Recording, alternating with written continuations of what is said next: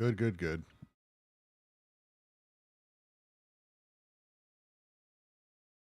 That's a fucking thing. So we'll give everyone a moment or two to sort of stream on in here and get going. Do we start the event? We'll start that up. That'll help.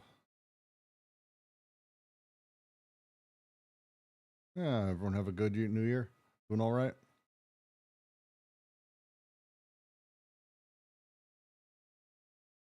That's excellent. Good for you.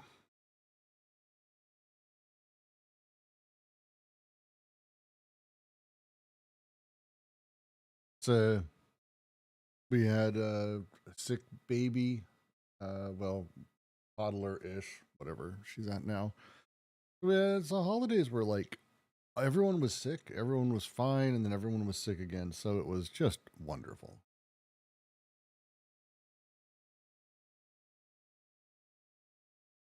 The whole time. All right. All right, 1 second. Need to fix audio from you guys.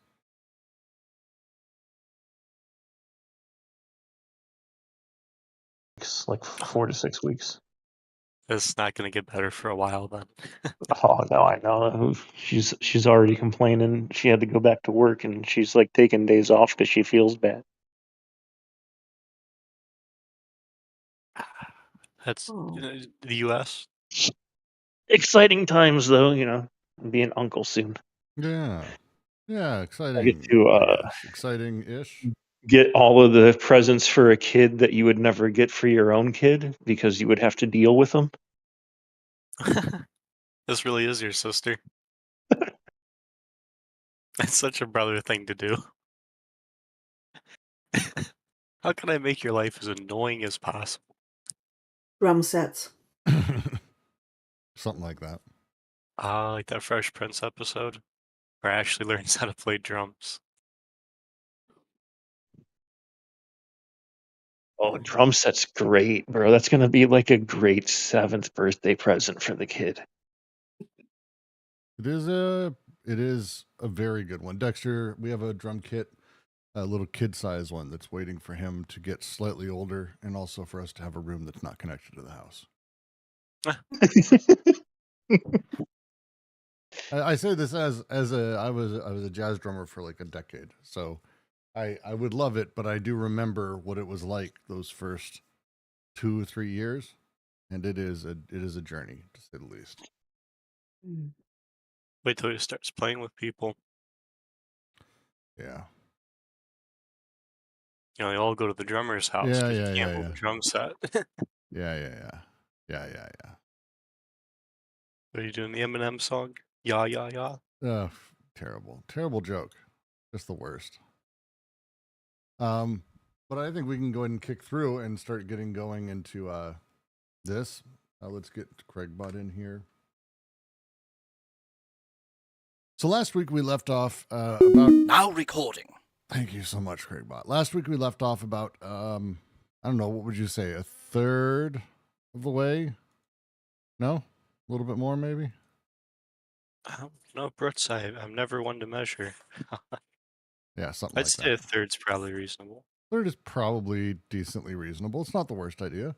I think there's a yeah. I think what we end up doing is we took a little bit of a break, which is fine. We always do this. But God, there's so much said in this fucking section. There's so much. Okay, so here's my vote. What we're gonna do is we're gonna go back a little bit and we're gonna reread what is probably one of the more complex paragraphs in the entire section. If one postulates it somewhere about the equilibrium of prices, we're going to go back through and rediscuss really every part of this as we make our way. Hold on a second. We did not read that one. We did. We did? Oh yeah. Brett, how long has it been? Last week. Okay. I withdraw my objection. I'm certain we did because we went over multiple parts of this. Okay, I trust you. I mean, maybe And we mouse didn't. sounds Maybe familiar. I don't know. Fucking whatever. No, I think you're right. I remember mouse. It's entirely possible we didn't as well. So I don't know what I should be thinking. But hey, it's the way it works. It's fine. Yeah, we'll give it a shot. So we'll make our way through. I've got some comparisons with the French textiles, so I want to go over because I think it's worthwhile. And then we've got just a lot of discussions and questions to answer. So, Lily, you're going to be doing a lot of heavy lifting because what I want at the end of this paragraph, because it is this important, is I want you to be going, hey, you know what? I get this shit, at least moderately, which would be lovely. How's that sound? I have my coffee. That'll work. I'll take it. Okay. I'll take it. I'll take it. That works fine for me. Okay. Oh God, I'm so fucking tired. All right. Let's Can you tell me what page we're on? Yes, we are at bottom of 149. Here, I'll share my PDF Thank you. as well. Okay, thanks. All right, let's give it a read. If one postulates that somewhere there has to be a kind of equilibrium of prices, one is compelled to see in the manifest disequilibrium of the relations a pathological consequence, which one explains by saying that the supposedly closed system extends in one direction and opens as the prestations become wider and more complex. But such a conception is in contradiction with the primitive cold economy, which is without net investment, without money or market, and without exchangist commodity relations. The mainspring of such an economy is a veritable surplus value of code. Each detachment from the chain produces, on one side or the other in the flows of production, phenomena of excess and deficiency, phenomena of lack and accumulation, which will be compensated for by non-exchangeable elements of the acquired prestige or distributed consumption type. The chief converts the perishable wealth into imperishable prestige through the medium of spectacular feasting. The ultimate consumers are, in this way, the original producers. Surplus value of code is the primitive form of surplus value, inasmuch as it corresponds to Mauss's celebrated formula. The spirit of the thing given, or the force of circumstance that requires that gifts be reciprocated with interest, being territorial signs of desire and power, and principles of abundance and the fructification of wealth. Far from being a pathological consequence, the disequilibrium is functional and fundamental. Far from being the extension of a system that is at first closed, the opening is primary, founded in the heterogeneity of the elements that compose the prestations and that compensate for the disequilibrium by displacing it. In short, the detachments from the signifying chain, in accordance with the relations of alliance, engender surplus values of code at the level of the flows, whence are derived differences in status between the filiative lines, for example, the superior or inferior ranks of the givers and receivers of wives. The surplus value of code carries out the diverse operations of the primitive territorial machine, detaching segments from the chain, organizing selections from the flows, and allocating the portions to each person. As you make your way through Anti-Oedipus, Chapter 3 outlines the functioning of three socii, the socius of the times. It's incredibly important to spend the time as you're doing this to really try to understand what they're saying with each one, because the functioning and parts and machinery of each one are deeply unique, and they are, we'll say, not it's not how we experience the world, nor are they intending it to be. This is not them critiquing it saying, oh, this is how they get exploited. So it's not really that point. What they're bringing up here and what they're talking through in just this paragraph is the nature of how the economic system or the trading system, or the way that the sort of prehistorical tribal societies dealt with economic matters and trade. It is not, as they say up front, this idea of this equilibrium of prices where everything is sort of the same, everything is equal, and ultimately we see, oh, well, you'll notice, look, it starts with just a couple people trading, but necessarily as the economy gets more and more complex and as more and more people join it, we're going to actually continually have a system that's open only in that direction. But ultimately, it comes down to just originally two guys trading, and it's a closed system. They're trying to do away with this exchangeist notion of society and ultimately start going back to what they had sort of brought up. I think it was actually right before this. Where's the phrasing that they had about this?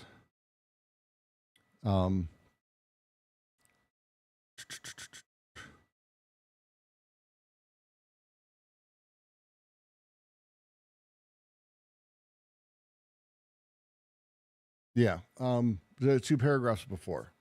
They're talking about the nature of how the sort of trading and elements happens. They start using the terms that will become very prevalent throughout the rest of the chapter. The talking about the socius here, they talk about a flow. It's a flux. It's a flux here. The flux, the rate of change, the flux of desire. Remember, all of this is not talking about economic flows because that's way down the line. What we're discussing is still the three syntheses, desire, and how desire's flux, afflux, the flowing of desire is coded insofar as detachments from the chain, this signification chain, and deductions from the flux are affected and corresponded, united in mutual embrace. This element of where the desire pathways and the sort of social meaning collide and are recorded, quite literally recorded in sort of a couple different ways. This setup, this surplus value of code, each detachment from the chain producing, on the one side, in the flux of production, phenomena of excess and deficiency or phenomena of lack and accumulation. The way that trades happen, no matter what's happening, is there's no such thing as a perfectly back and forth balanced trade. One person is giving something that is slightly nicer or doing it in a way that is slightly nicer or from a different position in society. Therefore, them doing the trade is slightly nicer. There's a whole bunch of stuff that goes into that sort of odd extra social, odd social currency that's being used inside of these trades. It is not simply that two people are exchanging 2 bags of flour. That's never the case. There's always more happening here. And this is what they want us to begin looking at. So when we have this economic element of trade happening, it isn't just the 2 bags of flour, it's everything wrapped around them as well. The people doing the trade, their positions in society, when it's happening, during what setup, what the persons, do they have a lot of flour, or are they doing this trade in order to continue to maintain heirs and deal with me? Oh, wow, they really want to be friends, so they want to make sure we do this trade. It means a lot more when someone has a lot less. That there's this odd phenomena appears of excess and deficiency, lack and accumulation over time as more trades are happening. And we make up for this by having the prestige that they talk about, or the distributed consumption type of sort of excess dealing. The chief comes along and goes, my, you give so well. We will have a feast in your honor. Or you are now my third in command. It's all these odd little things that are sort of done as well that keep this sort of economic system going. Arachne nails it. What's really traded is the affections of the substance and sometimes the resentment that's stored by the signs. Yet this is the point, is the signs that are generated in the sort of chains of the social order being plucked off and again disconnected. The disjunction. This is happening here, and all of those elements being pulled off, all the codes being pulled from that chain and set off. This is the function that we're talking about in this economy. very different than ours, but not super different. A lot of the same pieces, but there's a function that is the goal to understand here. That's like the first half of the paragraph. Am I saying everything okay here, Ben, Jack? Anyone else?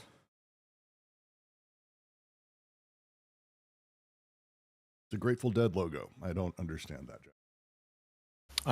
Lose your Arachne wrote "lose your face." So it's Yeah, yeah, okay. I got it. I got it. For those who don't know, this particular logo is from the "Still Your Face" album, so that's why it's a skull. There we go. Oh wow! I will reply to your give shortly. I will never be one-upped on a give 4.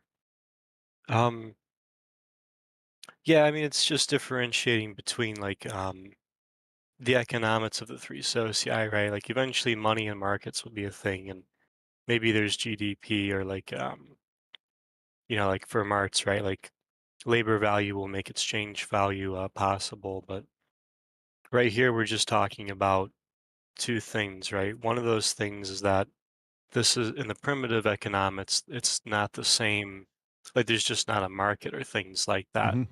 So it functions differently. And then that's the second thing, right? It functions more directly. All three of them function through the three syntheses, right? But the point behind that is that the three syntheses aren't making like a market here, right? They're making something else happen. So like every movement through the disjunction, right, um, is itself a question of the three syntheses. So Mm-hmm. it's never like we're looking in like it's like for microeconomic theory, right? You're gonna try to go to two people and what they're trying to accomplish, right? Like kind of like your principal agent theory. This is like a step behind that where it's not people working out a problem. It's the socius basically constructing not only the problem, but how things are going to be possible for that problem to play out in a sense, right? The capacities as well as what can happen. Yeah, I would even go maybe a step further. That because all you're saying is correct. It's important to remember, and this is why I really get a stickler on the term flux versus flow, because when we're talking about a flow of the economy, people tend to think that the economy has sort of its own detached flows, and that we're talking about economic flows separate from people or separate from desire, and that's the opposite in every way. That's a like transcendental view transcendent view of like everything that's happening. We want to instead have a discussion about what desire is doing and how desire becomes other elements. So when we're talking about this, and we're talking about the flux, think not of the flow of an economy, but instead desire, again, from the base, from desiring machines connecting, from the disjunction. There's the disjunction. The disjunction is more of a, and the reason they use the term flux, the disjunction is is an explosive moment for desire. There's a directedness. There's a the afflux is like the English word for it, but there's like this surge, the secondary element that happens. And when we're talking about desire here, we're talking about the flux of it at these moments when things are sort of turned into their values, when things are made meaning, when these elements come to be. The phrasing they use, for example, if I were to change it around, each detachment from the chain produces on one side or the other in the flux of production phenomena of excess and deficiency, phenomena of lack and accumulation, which will be compensated for by non-exchangeable elements of prestige or consumption type. This flux is the point. No, Arachne, it's literally poor translation. The original French flux is everywhere. And every English translator I know just says they're the same word. It's like, it doesn't matter, they're the same word. And it's like, yeah, but why does Deleuze use them different words then? Like, why does he include both words in certain contexts? Could be worse, could be the fold. But yeah, it's and hilariously, when they use the term flow, often you'll actually see them use the term flux in the translation. Like, it's very weird. When they use the term flux, they'll translate it as flow directly.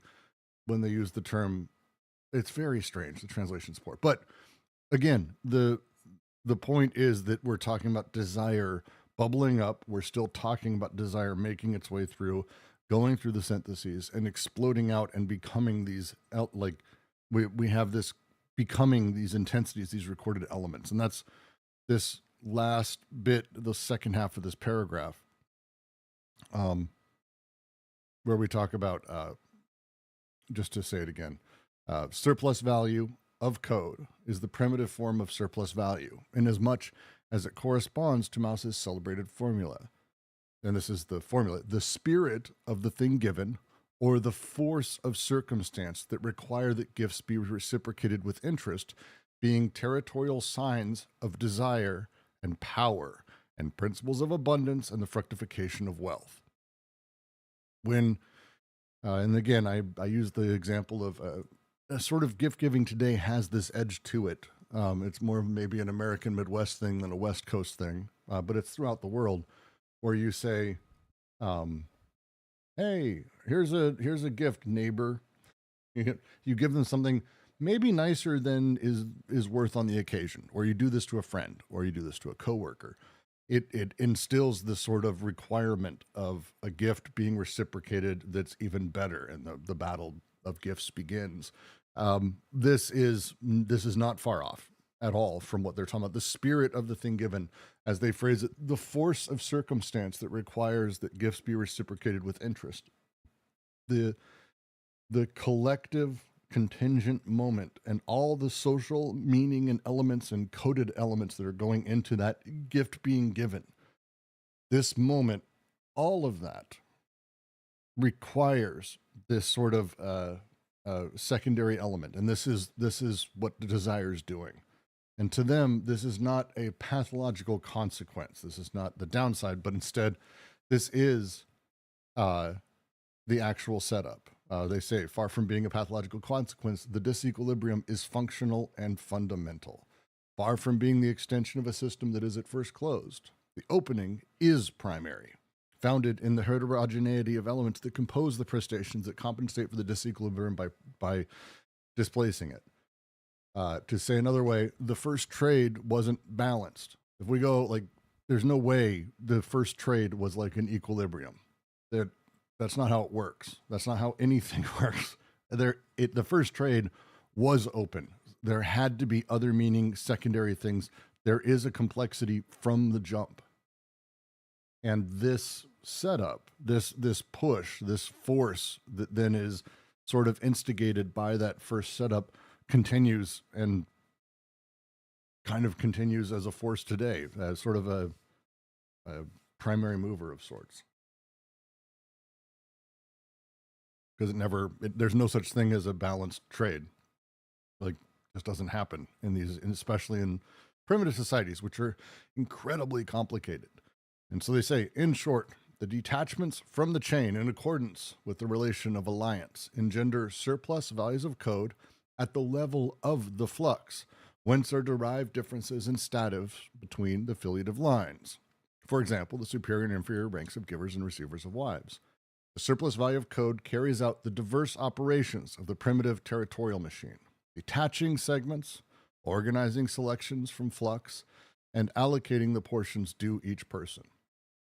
And so if you think of that in terms of the syntheses, detaching segments from the chain, organizing selections from the flux, the selections part is the disjunctive. We're still talking only about desire. We are not talking about people. We're talking about desire. Where people are like the secondary effect of these things. But we're not talking about people. We're talking about desire. We're talking about the nature of this sort of base desire.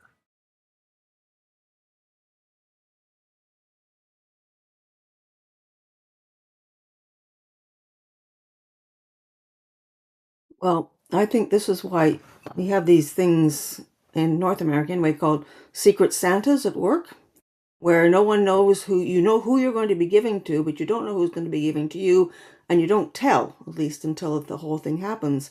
And there's a rule that you can only spend a very small amount of money, like $5. total on what you're getting anybody. So that means that you have to be really creative. You have to really, make something that's, I said make because that's what happens a lot of the times because, so low. And that's really specific to the person. And, you have to show, your appreciation for the person rather than, oh, look at this really shiny, expensive thing I got you. And that whole thing about, well, what did you get me? How did you, and all that. So I think that's what's behind that. And I think it's really, I mean, kind of, it's spot on. It's the other signals that exist beyond just, oh, this is a pound of this, or this is a handful of X. There's more behind it, not just in the sense even of this. I thought about this, and I know this is a thing you need, but more even the relationship one has. A boss, for example, giving to an employee. There's more complicated things in capital, but when you think about someone in higher society in these tribes, someone in the higher portions, or an older person giving a gift to a younger person, even if it's, hey, here's my cool knife that I've used for the last 30 years, there's power and meaning and so much more behind it than if he just sort of like left it somewhere or gave it to someone his own age. There's extra meaning being sort of created there, extra desire, extra coding that's happening along all these things. And it's not just one thing. Again, we're trying to talk about like one direction or one angle, but the contingent and multifaceted nature of all the connections that are happening here is very much the point. When we talk about, again, desire, this is the desiring machines connecting. The disjunction is the connection, the disconnection of all of that. But there's many things happening at once. This is not just one desire stream yields one gift, anything like that. Everything is naturally massively more complicated. To pull this back a little bit, so like White Elephant and Secret Santa, that's a good instance of like the concept. But I think it needs. I think where we want to be careful is right. Like it's not just people like once in a while giving gifts, right? Like to kind of to kind of recontextualize This it, is right? true.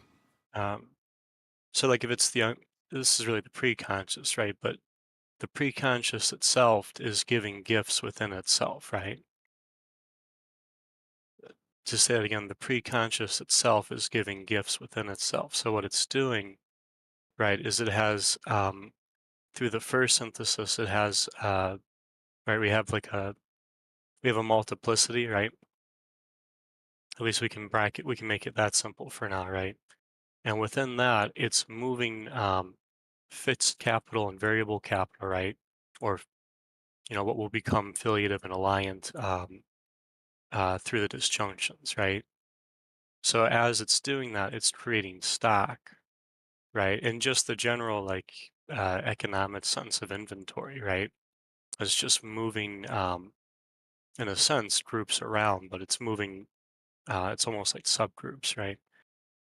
So as it's moving these things around, right, it's going to move certain stock around, and by doing so, it's going to mark it affiliatively by taking something out of that and pushing it into the signifying chain, and vice versa.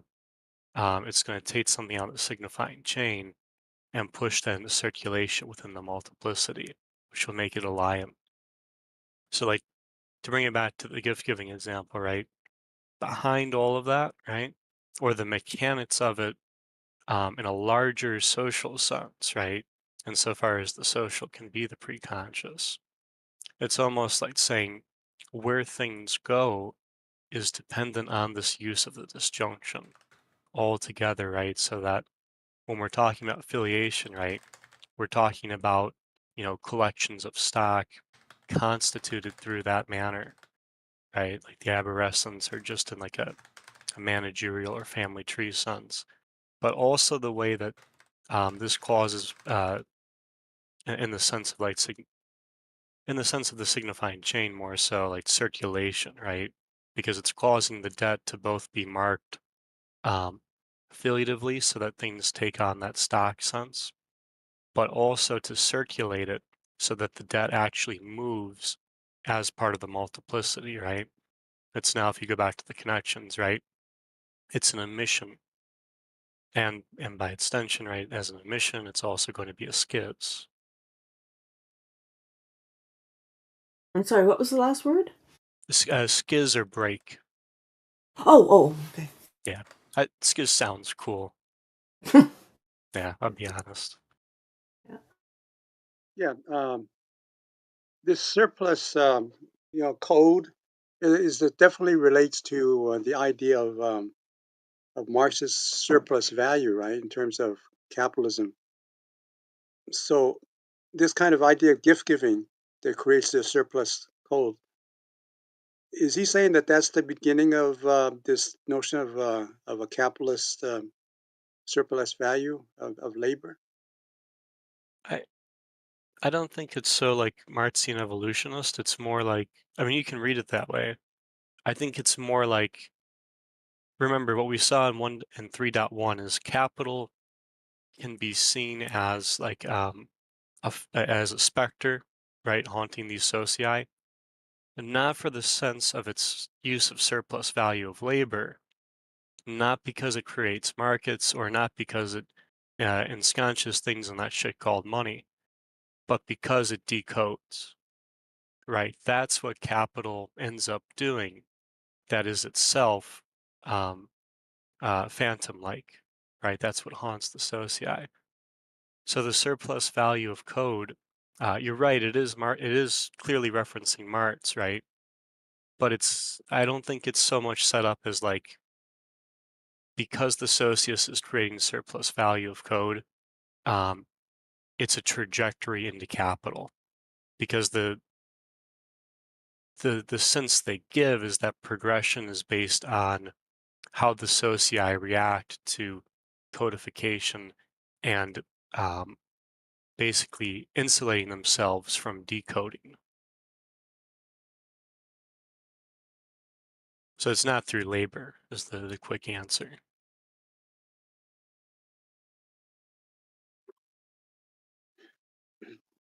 Yeah, I guess this idea of gift giving that creates this surplus code can be exploited right later on by a capitalistic mentality.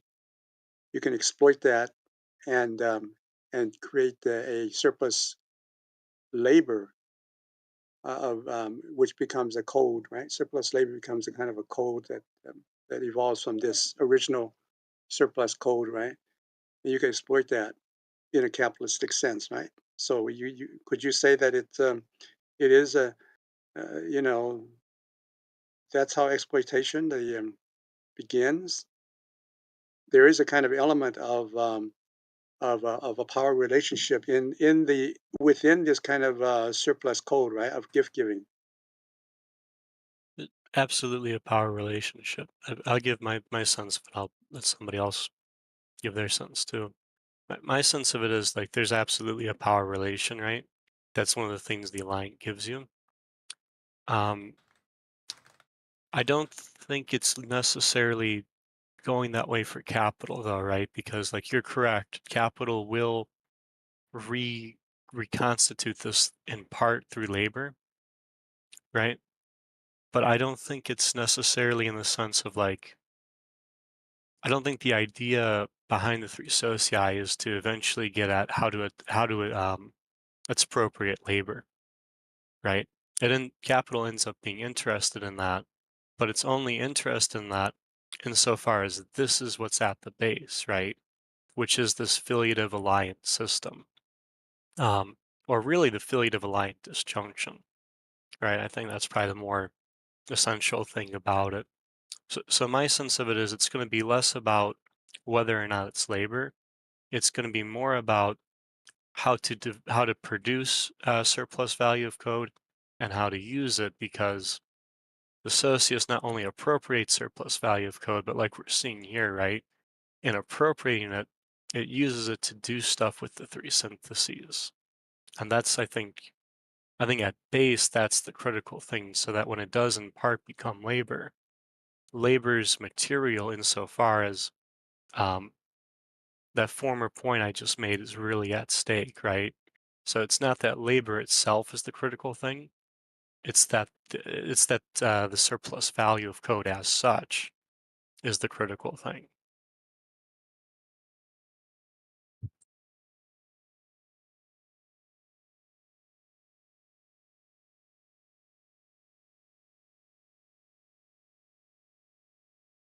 But that's just my sense of it.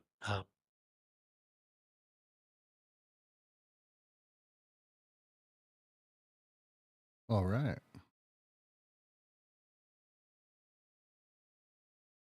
I don't have much else to add to this paragraph. I'm kind of wanting to do questions, I think, at this point, unless someone... Lily, how you doing?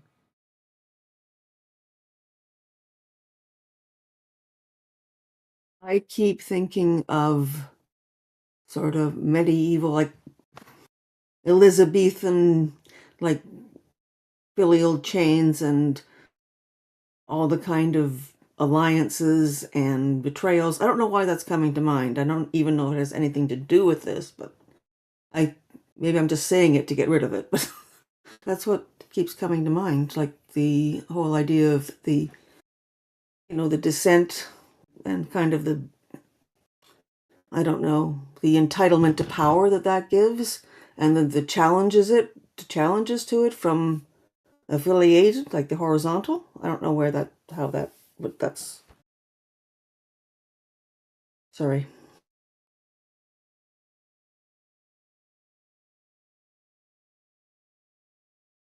No need to apologize. It's the vertical, but yeah, that's a great reference point, right?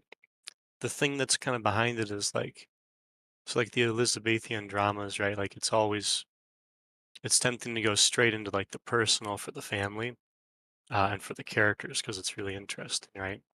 If we impersonalize it, uh, a lot happens, right? One of the things that's going to happen is we're going to see that the characters themselves don't exactly move themselves, right? They're able to move themselves only insofar as the socius has begun to move them, because it's going to construct their capacities and so forth.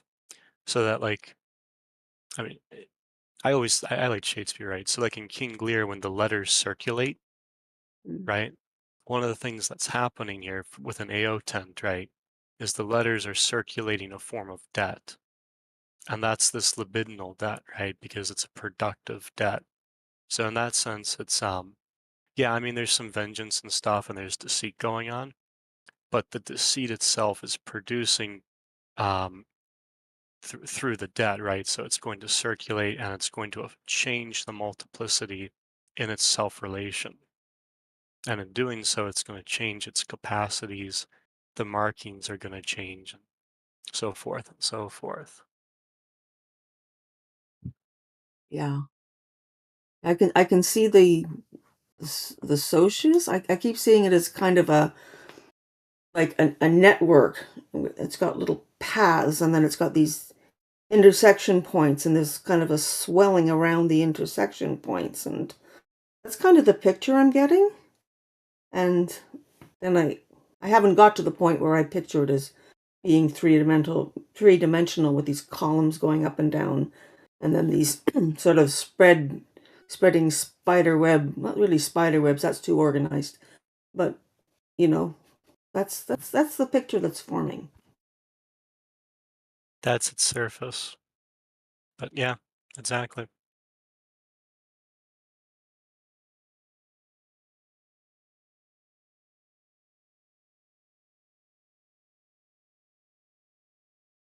All right.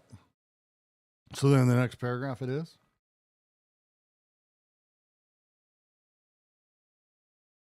All right, fair enough. We'll just dive right in then.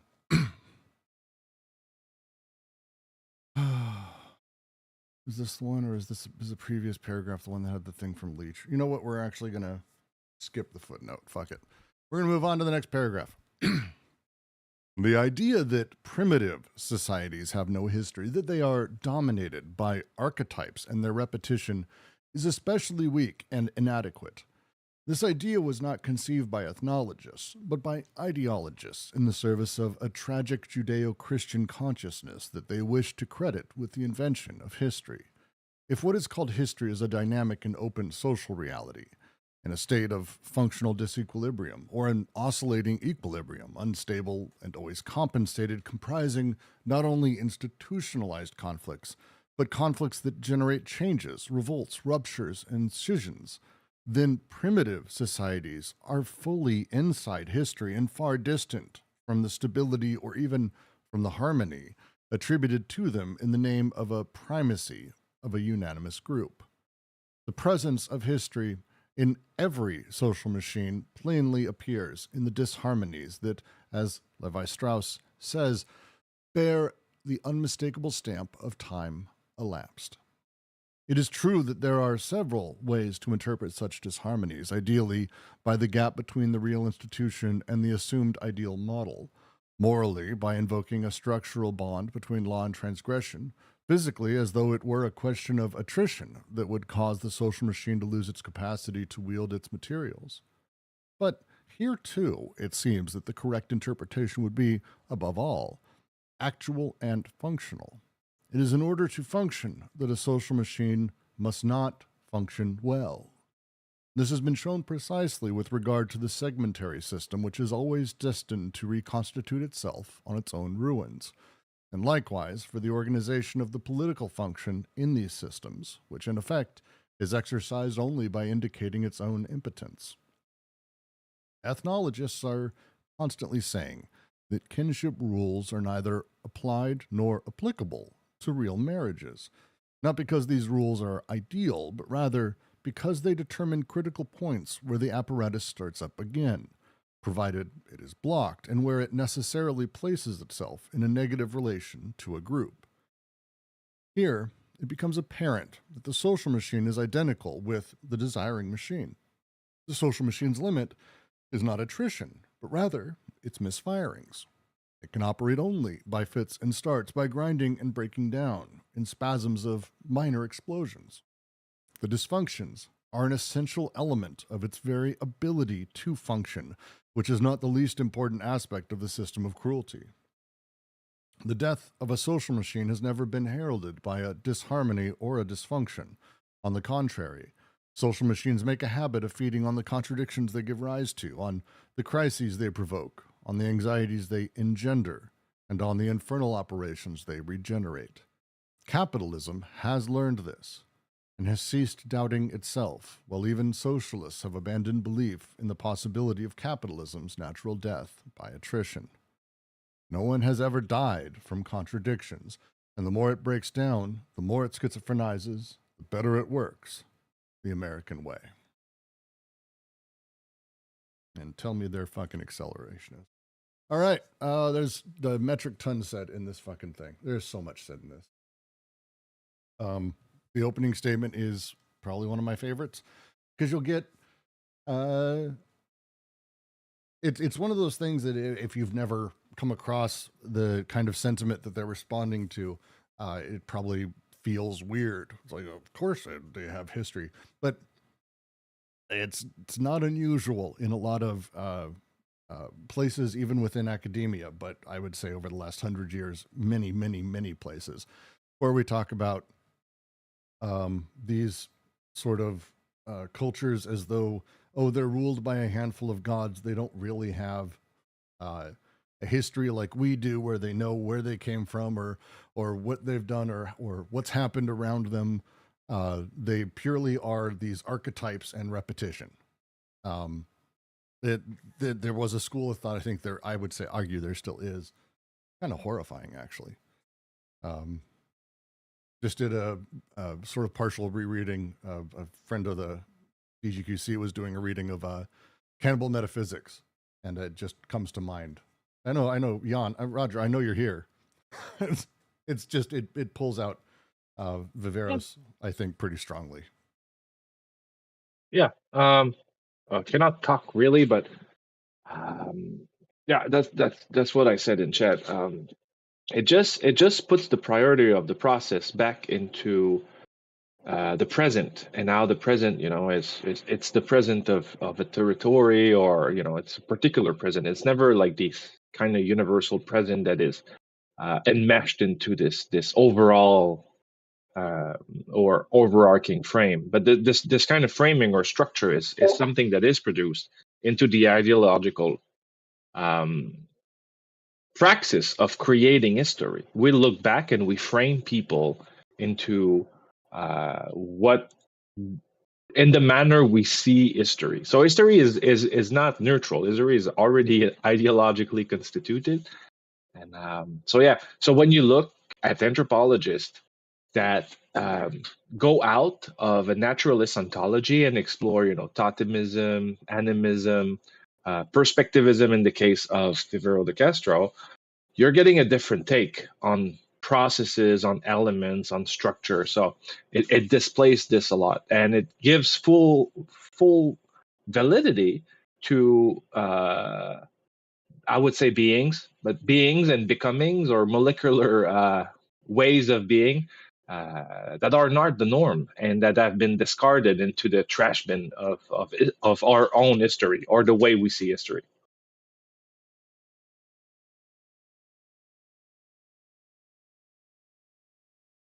Isn't it like a question of the second synthesis there, right? Like history and memory are constituted through the disjunction and like the inscription process. Well, I mean, this entire paragraph is about the disjunction. So yes, I would say yes. Can I say yes? You could say yes. Like that's the entire point they're driving. Again, as I was saying before, it's really important to remember we're not talking about whole bodies and people here. We're talking still about desire and how desire moves and his desire operates. Again, remember, social machines are desiring machines under specific oh my god, my brain, I feel like I'm having a stroke, under determinate conditions. So we're not talking again about something that's wholly separate. Oh, it's a social machine, that's something people do. It's not really, no, still desiring machines, but it's under determinate conditions difference. And this thing that's happening with desiring machines and with social machines here, as they're talking about it, they're talking about the recording being part of this, that recording, which is the idea of history ultimately. They're just really early on this early critique, because they're talking about the tragic Judeo-Christian consciousness that they wish to credit with the invention of history. Until the Bible came around and people started carrying it. Until then, we didn't really. It's like, no. It's if what we call history is a dynamic and open social reality in a state of functional disequilibrium or oscillating, unstable, compensated, comprising institutionalized conflicts and also conflicts that generate changes, revolt, ruptures, and decisions, then of course they're inside history and far distant from the stability or the harmony, the noble savage fantasy of, oh, before this they were, we lived in peace and harmony with the earth. It's like, no. Yeah, that's silly. and it's it's about placing a discourse on individual and collective bodies of a certain era as well. So we talked about ideology into the chat, but the way the way we retell history, it's like a fable. We mythologize things, we freeze stuff in time. It's the history of the conquerors and people who remain and left traces and all of that. And it's when we talk about history, we're not really talking about how the past was. The past was like the present. Anything was going on at the same time. You were doing your stuff.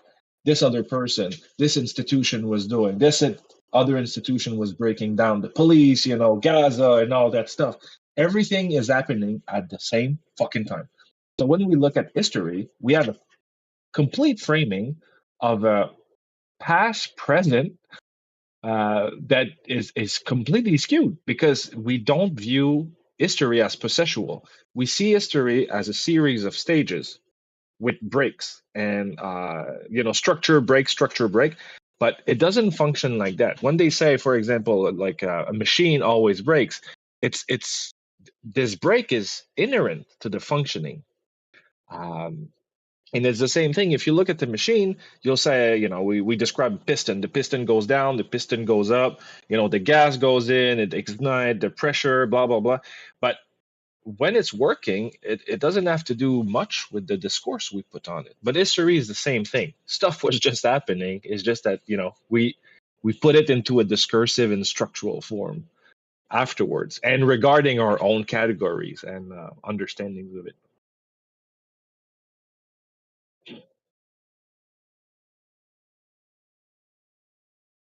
Yep. I wish I had more to sort of add there.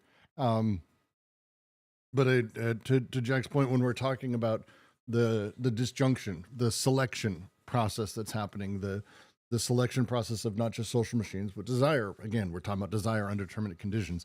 The nature of the selection, and as they talk about the social machines and the discordances.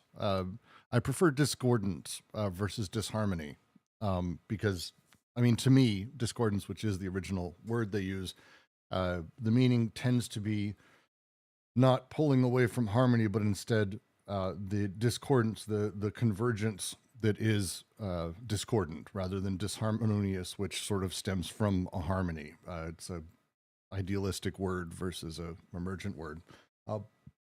So when we're talking about the discordance of these elements, as Levi Sedra says, that bear the unmistakable stamp of time elapsed. I really like that phrasing. I've always liked that phrasing. And the way they talk about it. It's true there are several ways to interpret such discordance. Ideally, the gap between the real institution and the assumed idealized model. Morally, by invoking a structural bond between law and transgression, and physically, as though it were a question of attrition that would cause the social machine to lose its capacity to wield its materials.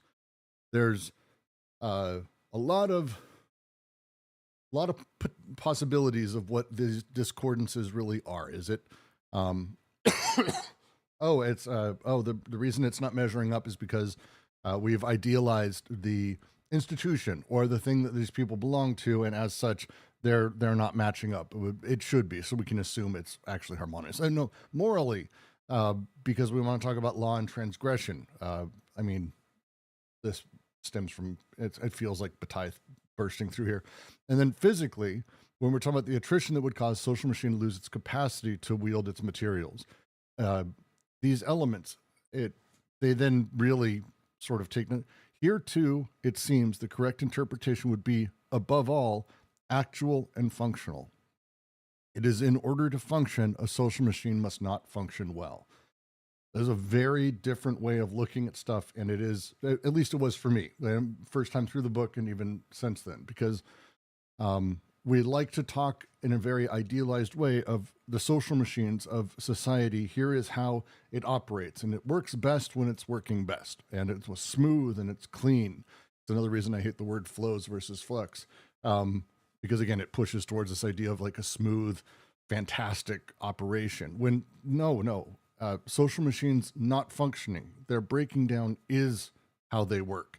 And here they literally use the terms and say, hey, look, it's just like that shit with desire machines we talked about, where the breaking down is the working. It is the functioning. It's not that we need to look at things and figure out, oh, it's breaking down.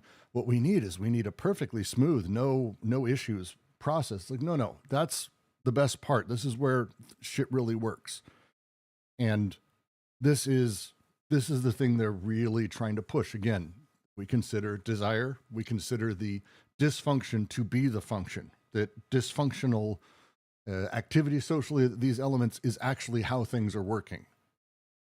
Does that make sense as I'm saying it? God, it feels like I'm being paradoxical because it's such a funny sentence to say, but. Oh yeah, but like, we can take like normal stuff. Is walking a thing? Or is walking the breaking down of, the equilibrium of the body with gravity as you push yourself forward? So, it's walking is this processual on disbalance of the body moving through space. You know, we need to like think of it that way, and not as something that is you need to perfect the way you're walking. No, you need to break down better, you know, so you're going to go faster and you're going to use your energy better. So, but it's everything works like that. Eating works like that. It's all about like stuff being like transformed and disaggregated. I don't know if it's a correct word in English, but like everything is digested, changing, you know.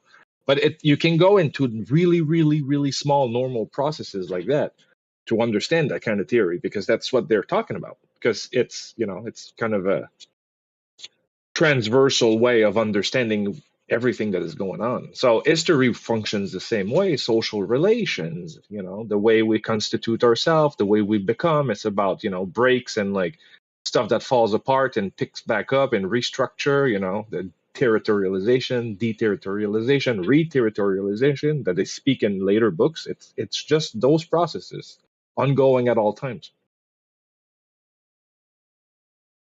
Yeah, it's a push towards the idea that, again, the breaking of the machine, the breaking down of it, which allows new connections to be remade, it allows new connections to exist, it allows the new is the point. Like this is to them a drive for them. So go for it, Raj. Oh no. Okay. No, sorry. I'm picking up sound. Sorry. No worries. So would it be true that the social machines are the product of design and production as well, right? And so they're the constant they constantly break down and become a different social machine in the process of history. So it's the process as we're talking about all this is desiring machines sort of are operant all the time, and they're kind of constantly running, connecting, disconnecting, being consumed. This sort of constant process. When something is actualized, when something is determined, oh, here is this. Oh, look, a Discord server where people are discussing Oedipus. We have a social machine, but it's really all a mass of desiring machines under determinate conditions. So this is a good, the drive. So when you think of desiring machines all firing off, that process is sort of constant. Constant, I don't want to say eternal, but it's always happening, like it's constant. The determinate conditions thing is the big deal. So when we've actualized, when we've called a thing something, when we've determined that this is a thing, now we've got a social machine. Now social machines exist, but also working best when it's breaking, because again, when something is sort of, well, nothing is self-stable, but if something were self-stable, nothing could be sort of done with it because it can't connect to anything else. It can't do shit. So there's this play they're making to have us talk instead of things being sort of as, you know, idealized representational categories. Oh, we're in a Discord server because that's what we call it. It's instead the desiring machines, the emergence of desire, its complex interactions, and then are sort of over that same period, the emergent determination that calls this a Discord server or the DGQC or a podcast or whatever. And it's a social machine, which is desiring machines under determinate conditions. And this is the key to the whole philosophy of Deleuze and Guattari. And it's difficult to understand because our mind, our ways of thinking are framed into a specific way. We try to see relations happening after substances. So, you know, we give a certain priority to objects or substances, and, you know, they become like a form. They're placed in the present, and we think of them as eternal a little bit. But the way they think about it, it's more like a relational or differential ontology. So it's reversed. The relation comes first. So desiring machines are produced into this relational field. But at the same time, they become the bricks on which we produce other things. So you need to see this into this temporal frame of, you know, chicken or the egg, the brick or the house or the mud, you know. But all those things are just states of matter and states of differentiation or stratified differentiation, if you want. So it's a difficult thing to master, not to master, but like to be able to think in that manner. But once it clicks, everything becomes better. And you get that stuff, because you're like, oh, so what comes before? Is it the desiring machine, or the subject that is created? And we're like, we always say this because it's a form of criticism of representation and philosophies of the subject, and we say, well, the subject is secondary or in the periphery, but also it's being produced, and yes, it is secondary, but at the same time, at another moment, it plays into the process. So it becomes part of the process itself. So if it's really an effort to think like this, and once you do it, everything clicks a little bit better, I think, and I struggled a lot with this like a few years back. So Well, and it's the discordance, which I really love the way that's sort of phrased, the discordance of these things. When we talk about the social machines and how they operate, and this is going to be a thing that is ongoing. This is not, again, the pieces of these machines and how they sort of exist. We're going to be recognizing parts of them. Some of them a sort of optical illusion of sorts, but you'll connect with them differently. When we talk about social machines, there's the phrasing at the bottom here that is really, really important to understanding how they're talking about them. Here it becomes apparent that the social machine is identical with the desiring machine. The social machine's limit is not attrition, but rather it's misfirings. It can operate only by fits and starts, by grinding and breaking down in spasms of minor explosions. This we'll talk about it as we go through the next part. The dysfunctions are an essential element of its very ability to function, which is not the least important aspect of the system of cruelty. The death of a social machine has never been heralded by discordance or dysfunction. On the contrary, social machines make a habit of feeding on the contradictions they give rise to, on the crises they provoke, on the anxieties they engender, and on the infernal operations they regenerate. The nature of social machines, how they exist, is through their affect that they generate, and it builds. It's a really fantastic sort of way to start talking about these things. When we discussed and we talked about how there's no such thing as like a perfect exchange. A social machine, in case of this, is a person giving someone else a pie. Nice and simple, but that's not how it fucking works. Instead, that social interaction, by necessity, because of what is connecting, because of all the pieces, because of all the desire machines that are going in, because of the meaning generated and the disconnections and the pulling off of the codification from the codes from the chain, everything that's happening that comes into this one single moment, it necessarily is unbalanced. And boy, does the social machine love that, because it's going to mean that a gift has to be returned.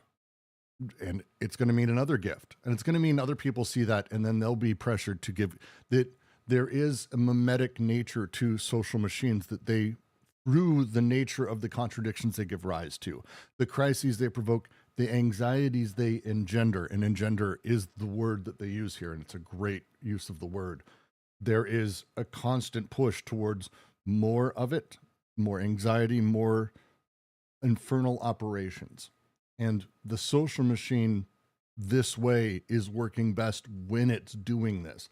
The other option would be, if we had like a perfectly balanced system, we'd have entropy. We don't. And entropy would kind of, heat death of the universe would suck. Heat death of social machines would suck. So this is not the point. And that's what they're driving at. And they're like, hey, by the way, capitalism figured this out and stopped doubting itself. I love that phrasing. Well, even socialists have abandoned belief in the possibility of capitalism's natural death by attrition. And everyone calls them accelerationists. Capitalism and social machines thrive on the anxiety, on the imbalance, on the disconnect, on these things that are created through their interaction. They thrive on it because it creates other social machines. It's a mimetic sort of existence that happens here. we all experience this. I hope I don't have to give examples. This is the base level. This is, again, there is no such thing as an exchange. Just done, happy day. There's a lot more happening here, a fuck ton more. The more it breaks down, the more it schizophrenizes, the better it works, the American way. It's always, I'm hammering this down, but it's only a moment in the larger process. So an exchange is a service in a tennis game. I don't like tennis, but I don't know why I take this example, but it's just something that happens, and the person had to drive there, they had to know their tennis before playing and all that stuff. And like the terrain needed to be built, the balls, the rackets, or I don't know how to call this in English, but there are many things are happening within this simple game that we extract a service from, but the service is like enmeshed into different social machines and different other processes that are different arrangements or assemblages. But that's it. It's a full ecological understanding of what's happening. Ecological would not fit within Deleuze and Guattari because it only comes later. But there's already this kind of understanding of a larger ecology of relations and processes at play. And it's not an ecology of eternal substances, which is important.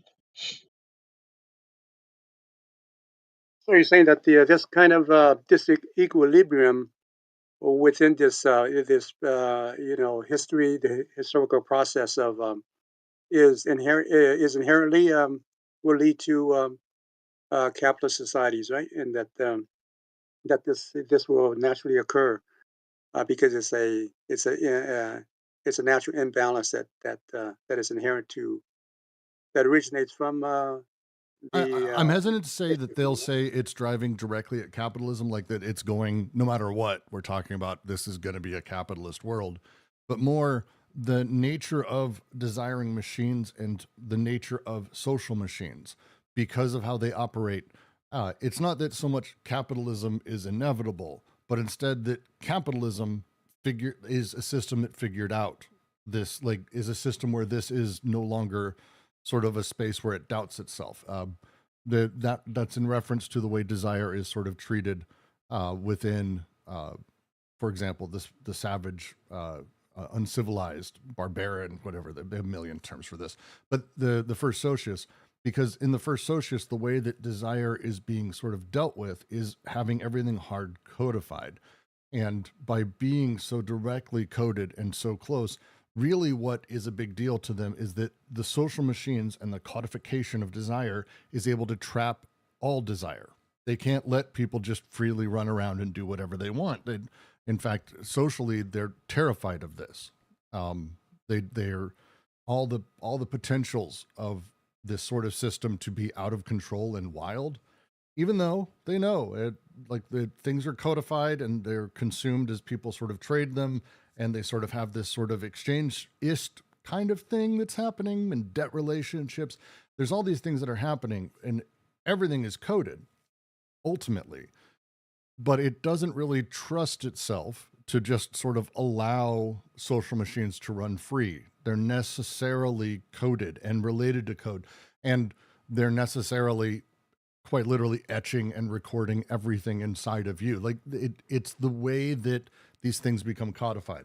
The dictatorship, the second sort of tier of this, the godhead that moves, the second socius, again, doesn't quite trust this. It still doubts itself. And so these are systems that ultimately can die by attrition, to be frank, but capitalism is not one of them. Capitalism can't die by attrition. It's not how it works because it's a freely running sort of social machine in this way, and it takes advantage of all of the parts of it, is kind of what they're saying here. That capitalism is a thing that can't die by attrition. These others are going to. These others can. That attrition, and they talk about it even in this very paragraph. They talk about the nature of sort of, what's the phrasing they use? The social machine's limit is not attrition, but rather it's misfirings. They go back... It is true there are several ways to interpret discordance. physically, as though it were a question of attrition that would cause the social machine to lose its capacity to wield its materials. These are things that can happen within a codified system or within these systems. This different setup now. Capitalism works very differently, and that's kind of what they're again constantly trying to drive us at is the functioning, the way these things work. We may think of them as not working, but that's okay. Not working is how they work. It's trying to sort of step back from again an idealized view of, well, here's this perfect system, and we're just slightly off from that, and the perfect system is when everything. No, this is the system. The imperfections are actually the machine.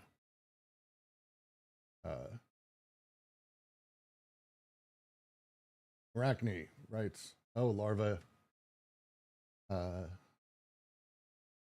No one has ever. Oh, everyone is in here. Hello, everybody. By the way, no one has ever died from contradictions. There's a critique of that from Thomas Abrams. He writes, quote, but on the other hand, contradictions in capital do cost lives, especially among persons who rely on state services. I agree it is useless to simply extrapolate that inequalities will sort themselves out when the state withers away, but at the moment, state services are withering away and people are suffering. Just because attrition isn't a direct system of capitalism's natural death doesn't mean it doesn't hurt or worse."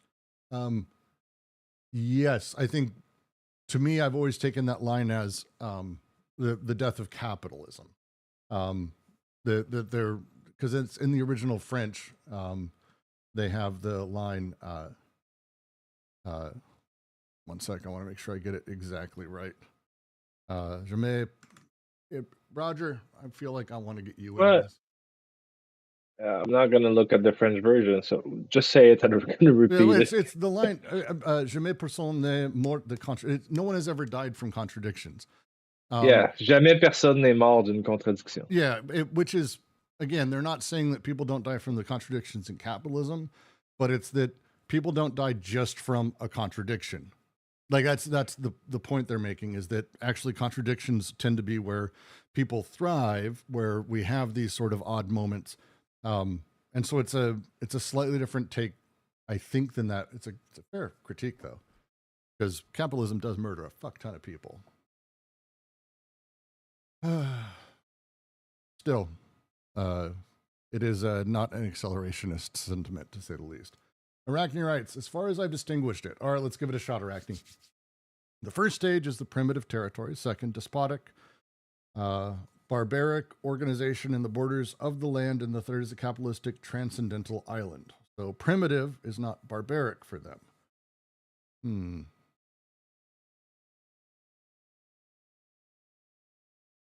Is it barbaric is second? Barbaric, despotic, right? But the second? God damn it.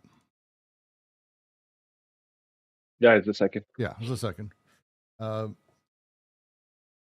think you're quoting here, Arachne. Sorry, I don't know what it's from.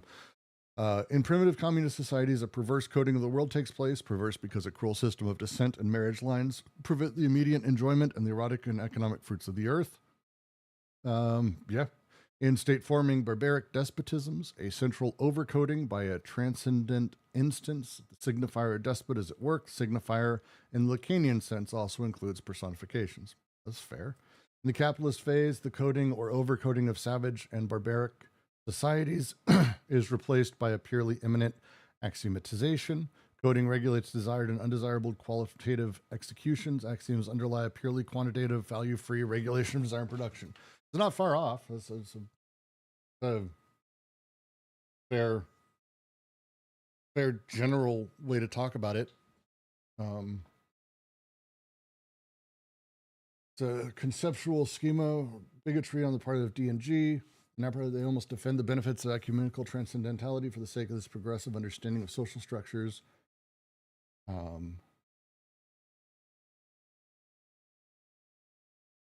Okay, I have to rethink what you're writing about.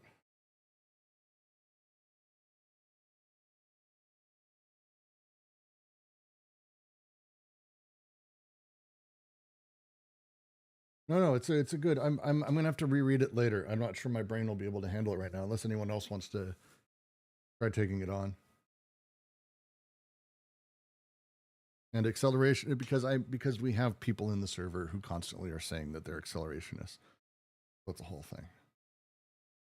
So yes, you get to listen to me bitch for a minute sometimes. That works. So would he explain radical changes in history as a form of decoding, or decoding and recoding? So it's not just deterritorialization and reterritorialization. The breaking of how the social machines operate and the exploitation of their machinery, which we'll be getting to, especially with the barbaric despotisms. The nature of sort of the second socius utilizing a lot of these systems. We're not quite through it all the way yet, because we're still talking about, at this point, that system where the social machines, the inscription, the coding of desire is just right up against desire, and desire is part of it, but there's a brutality to it that sort of exists in how it's done and the way things are hardline coded. Yeah, how does the BWO play into this process? It doesn't yet. So like the one of the things they talked about very early on, and we'll get back to, don't worry, is we're in this place right now where we understand a subjectivity and how subjectivity is created, and we're in a weird place. And through this place, which is within capitalism, we're able to see actually a little bit more clearly, or see parts of things. And one of those is the BWO. One of those things is like how desire machines operate. And through this lens of these things, we're able to go back and start seeing how desire was manipulated and changed, how it was used, and how desire was codified, and how it shifted its use, and how social machines changed over time. The BWO doesn't emerge until capitalism, ultimately. There's bodies, but it's not the body without organs as we talk about it. Instead, it's body of Godhead, or the body of the earth.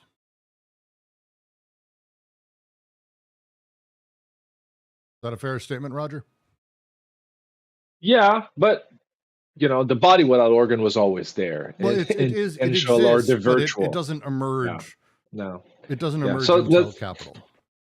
Well, it doesn't become significant into its power, but it's not divided by stages. For example, when we talk about the primitive, or the despotic, there was always an effort to keep capitalism at bay, because capitalism was already there, maybe absent, but present in its absence, if you want.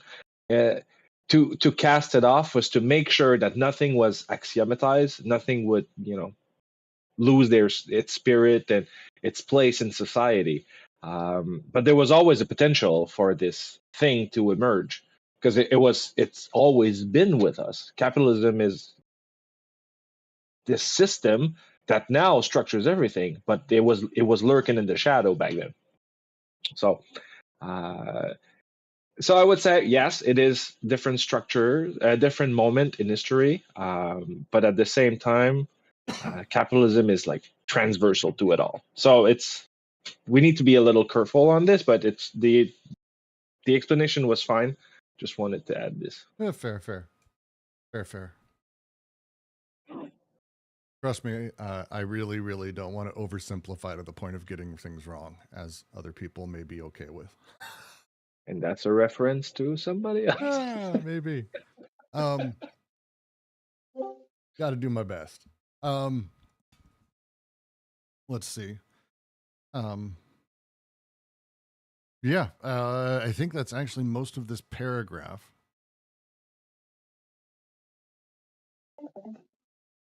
Yeah, I think that's gonna be most of the paragraph. Is anyone? How are you guys doing so far on this one? How are things? Are they sounding okay? You getting it generally? How are you feeling about this? Because again, it's complex. I'm not gonna say it's not. There's a reason we end up going through this entire chapter. It's like 2 to 3 paragraphs a week tops. So there's a reason. There's a lot being said and a lot of stuff coming together. And it's not that this stands aside separately. do start using and thinking through, as Jack will continue to say, and I have a feeling he'll continue to say it as we make our way through the rest of it, always be thinking about the three syntheses, because everything is that, everything's that. It's a whole point. He will. I have no doubt, Jack, you'll be bringing it up many times because it is the point. It is, again, we aren't talking, and it's one of the reasons all these, there's a lot of misinterpretation. This is about desire. It's about desire, and it's about how desire is coded, how desire moves, how desire interacts, how desire collides and records and changes, and how desire makes us and then makes society, and how these things work together. It's a very procedural sort of system, processual system, but it's really important. So there you go. What do you got, Jack? Come on. I know you want to chat. Oh, nothing. That's the kind of hard-hitting lines I'm looking for. Completely disjuncted. Yes. All right, let's make our way then to the next. This will be the last. This will be the last paragraph of the day. I have no doubt, because there's so fucking much.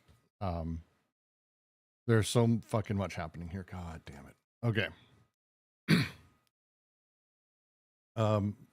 Remember, we're speaking about, as the paragraph starts, we're talking about things breaking down being actually their proper functioning, that the breaking is working.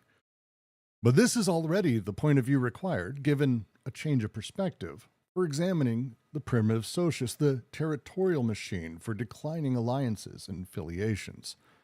This machine is segmentary because, though it's double apparatus of tribe and lineage, it cuts up segments of varying lengths, genealogical filiative units of major, minor, and minimal lineages, with their hierarchy, their respective chiefs, their elders who guard the stocks and organize marriages, territorial tribal units of primary, secondary, and tertiary sections, also having their dominant roles in their alliances.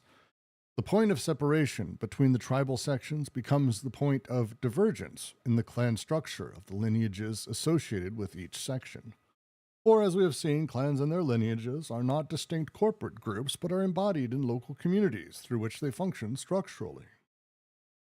The two systems intersect, each segment being associated with the flux and the chains, with the stocked flux and the passing flux, with selections from the flux and detachments from the chains. Certain production projects are executed in the framework of the tribal system, others in the framework of the lineage system.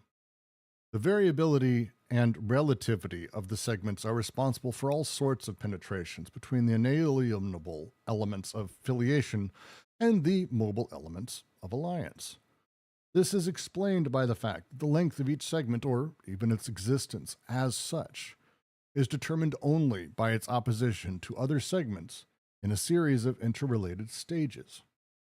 The segmentary machine mixes rivalries, conflicts, and ruptures throughout the variations of filiation and the fluctuations of alliance. The whole system evolves between two poles, that of fusion through opposition to other groups, and that of schism through the constant formation of new lineages aspiring to independence, with capitalization of alliances and filiation. From one pole to the other, all the misfirings and failures in a system that is constantly reborn of its own disharmonies. What does Jean Favret mean when she shows, along with other ethnologists, that the persistence of a segmentary organization requires, paradoxically, that its mechanisms be ineffectual enough so that fear remains the motor of the whole? And what is fear? It would appear that social formations experienced a morbid and mournful foreboding of things to come, although what comes to them always comes from without, rushing in through their opening. Perhaps it is even for this reason that it arrives from without.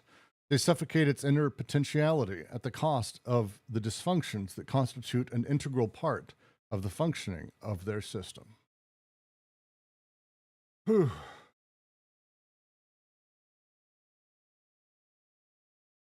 Guattari drank a lot of coffee that day. Yeah. There's a lot happening here. There's a lot happening here. Anyone? Hey, Jack, do you want to give this one a shot? No. Yeah, I can kick it off. So yeah, if you put these in terms of like the syntheses, right? It's just a question of how things are being. It's just a question of change of the multiplicity right here, right? And it's taking the multiplicity in terms of the disjunction, right? So it's just taking all the connections and looking at how they're being they're just breaking with each other, right? And they're being formed anew. And in that sense, the filiative like the filiative tree is changing itself, right?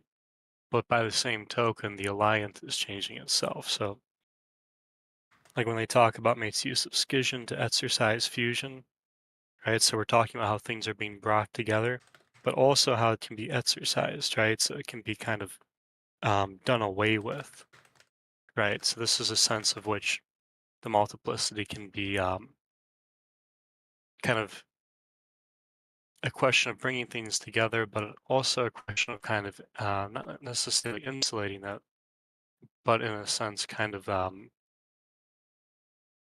taking it more directly through breaks as opposed to connections themselves, right? Because you have emission and you have break. By the same token, right, impedes the concentration of power by maintaining the organs of chiefentry and a relationship of impotence with the group, right? So, like in a sense, right, it implies the alliant particularly, but it's like looking at a leader in a group, right, and their place in the filiative isn't one of sole power, right? On the contrary, it's a place of impotence, right? So in that sense, they're part of the multiplicity. And even though your sense affiliated would be like they're at the top, right? They must have the greatest power. On the contrary, the relationship constitutes them as impotent, right? As though with the savages themselves, since the rise of the.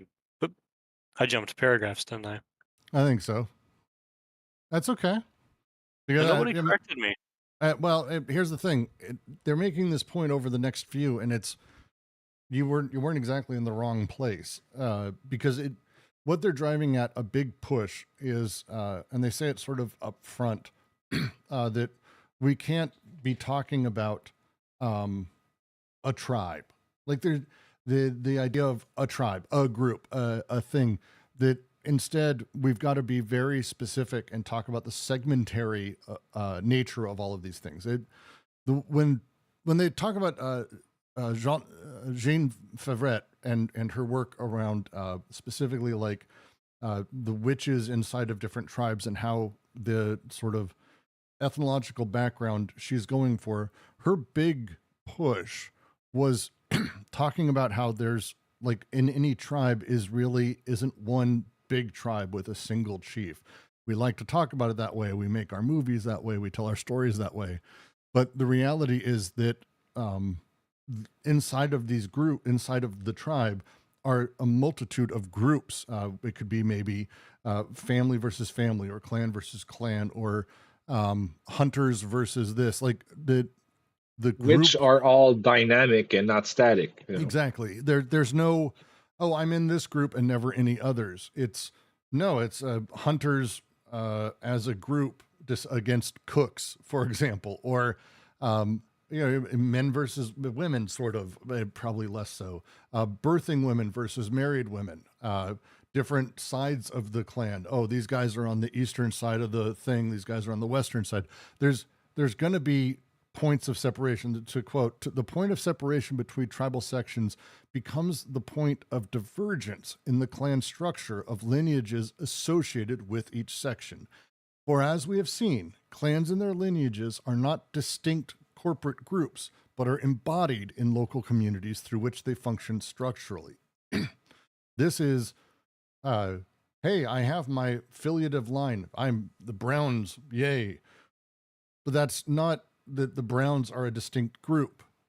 It's that the Browns inside of a tribe, inside of a social order, and inside of the socius would be sort of cast across many things. They'd be embodied in the community because they exist in the community. They're on this side of the tribe, the one closer to the mountains, and so their ground is more wet.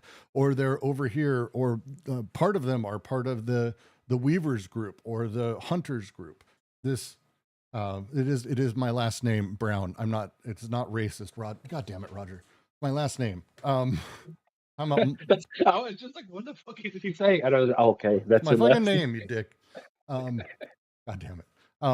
But the point is that these segments, it's to quote again, the systems of filiative and alliant. That's what these are. These interact. Each segment, think of segment as the place like these elements crossing over each bit, being associated with flux and chains, stocked flux, passing flux. I'm not going to use flows in this because it's really important.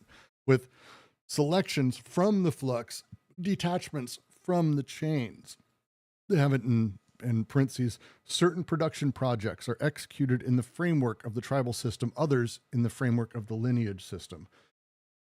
Hey, we need all the people we can to help build a sand wall to stop the river from flooding into. That's across the tribal system. Uses the framework of the tribal system because you can't just have all the weakest people do it. Like necessarily, it's using the tribal system, but others are in the framework of the filiative or the lineage system. It's well, here the families are getting together to decide a thing, or hey, we all live under the same house. We'll talk. Like this setup and this change, this constant flux across the two of these, the variability and relativity of the segments are responsible for all sorts of penetrations between the inalienable elements of filiation and mobile elements of alliance. Each segment, or its existence as such, is determined only by its opposition to other segments in a series of interreligious stages. You only ever have these segments as they exist in sort of an opposition. They don't exist in a vacuum. If they did, they wouldn't exist because there's no, like it's everyone then. Like necessarily, it's to go back to the disjunctive. It's an either or. It's a choice. It's not a choice. It's a separation. There's a disjunction happening as a thing. Only it evolves between these two poles. That of a fusion through opposition to other groups, and that of a scission through the constant formation of new lineages. Making new people, yay, bringing them in, yay, fusion. Also, I'm sorry, I have that backwards. Formation of new lineages aspiring to independence. The breaking, the change of the new systems and the new crossing over. This is the generational shift in time that they're talking about here. We move in, we have, as they talk about I think I'm phrasing that right. Am I phrasing that right? I feel like I'm confusing something now. Jack?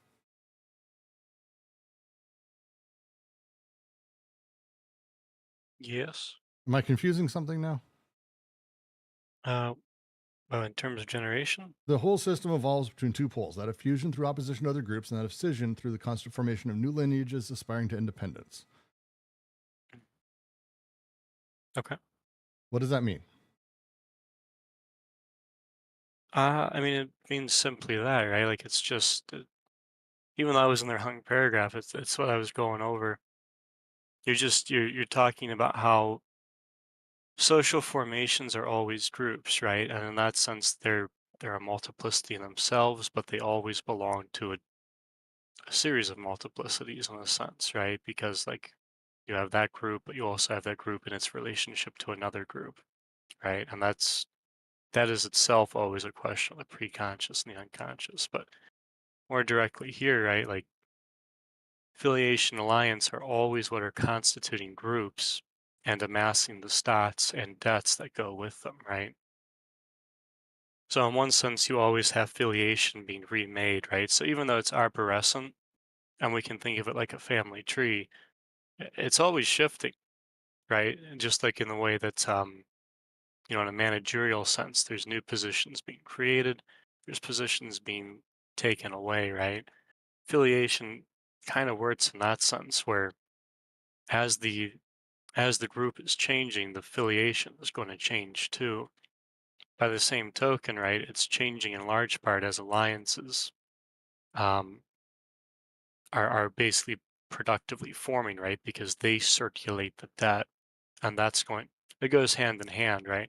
On one hand, the circulation of the debt is going to take from the signifying chain and change the collections of machines and flows which is the affiliative, right?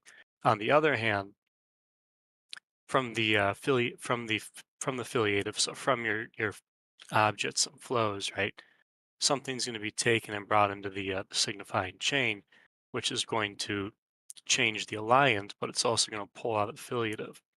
So in that sense, right, the semiotics that's at play is constantly developing itself in that way, right? Because like the truth of the breaking down bit is just that it's always a question of change, because it's the binary law of the first synthesis is to emit and to break, right? Yes. I'll go with that.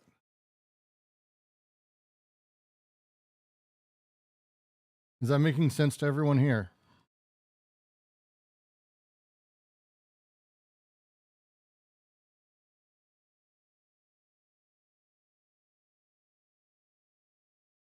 The last bit is going to become super important later, so we're going to go over it a little bit more. And it's the Jean Favret bit. Again, she spent a huge amount of time dealing with the sort of the depth and complexity of the primitive, as they call it here, and sort of breaking apart the oversimplified way we were looking at all of it. Amazing work, worth sort of reading a bit into. We went over some of it, I think, 2 readings ago. I can't remember. I think it was 2 readings ago. Good stuff. That last bit, she states, the persistence of a segmentary organization requires paradoxically that its mechanisms be ineffectual enough so that fear remains the motor of the whole. Remember this last little bit, we were talking about the unbalanced nature of trades, and we're talking about social machines and the phrasing they use in the previous.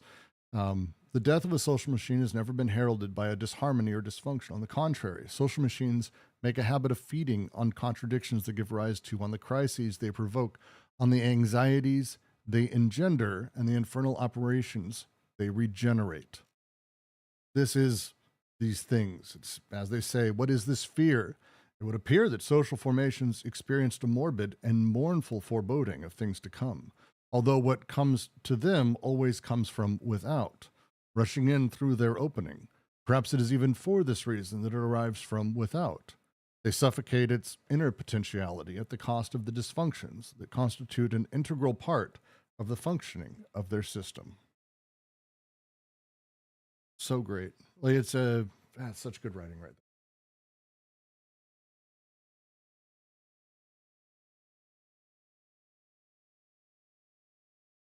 Yeah.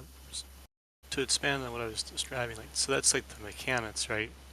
The other bit they're getting at is like you have this tension between the whole system evolves between 2 poles, the fusion through opposition to other groups, right? So you can think here, like, I always think of tribes, right? But like, you know, the Comanche will not, the Comanches stay in a sense kind of against, say, like the Iroquois, right? And in that sense, there's an opposition, but the lineage, um, the kinship behind that, right? The affiliative behind that plays a role in defining that, just like the alliant plays a role in how the debt circulates, basically keeping the tension between these groups, right? By the same token, you can have this work the opposite way, right? So you have the Iroquois League develop, right? Or I think it's whatever they called it, right? But the Iroquois Confederacy, whatever the name was, where all of a sudden it becomes like, there's a sense of a new collection of the tribes, whereby something like a kinship changes altogether, because now you can have a whole different sense of fusion, right? So in that sense, right, like they'll expand this later on, but it's like the pluses and minuses where the flows themselves can move, but they move in such a way that certain things will not be possible to them and other things will be possible to them, right? And that's in large part through the disjunction, because that's the socius actually moving, basically moving the flows and inscribing them.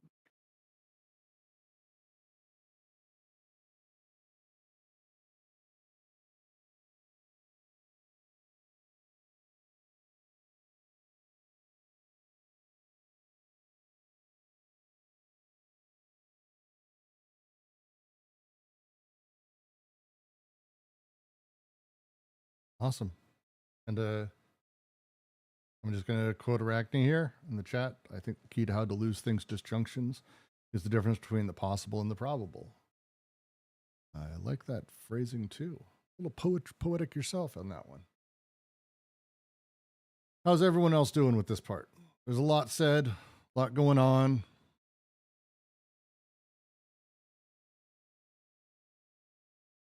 Yes. Anyone? Lily, JK, anyone? I'm waiting. I know you're here. Hey, it's what comes to them always comes from without, rushing in through their opening. Now, what makes the opening? Since the system was never closed in the first place, that first exchange, the unclosed system. If I make an exchange with you, there is an opening. That opening is the place where this sort of anxiety, fear, something else from the outside that will impinge. This is where that moment that has the chance to come in or does come in. This is the opening, and it's in every social machine has it. Every single one.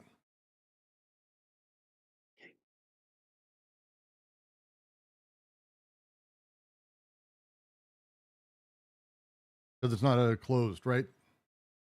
Yeah. No, I made that connection. Yeah. Thanks. So that's the push they're making. Again, these things are coming back. That the breaking of the machine, the way other things are always open to reconnecting. The nature of a social machine, when it's working, it's breaking. Well, the nature of, let's go back to desiring machines. If a desire machine were to just connect forever, like just these 2 bits, they connect forever. One, they'd never record. So, but secondly, they also would never connect to anything else. Like connection, done. And that's not really how it works. The breaking of the desiring machine is the functioning of the desiring machine. It allows other connections. It allows other things in. It allows more to be happening. And so with social machines, it's not drastically different. The anxiety, and they'll go on and they'll be talking about sort of the anxiety or the paranoia of a desiring machine itself, even that wants that constant ongoing connection and really wants to be connected like that. The social machines operate the same way. The open social system that exists because everything is so complex and can't be, completely broken down and quantified or simplified necessarily has this. And that's the foreboding of things to come. What always comes from without, rushing in through the opening. Perhaps it is even for this reason that it arrives from without. They suffocate its inner potentiality at the cost of the dysfunctions that constitute an integral part of the functioning of their system.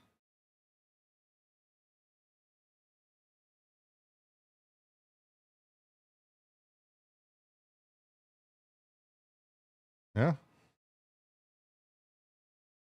We might be able to go do another paragraph and finish the section off. And then maybe next week, start another one. How's that sound?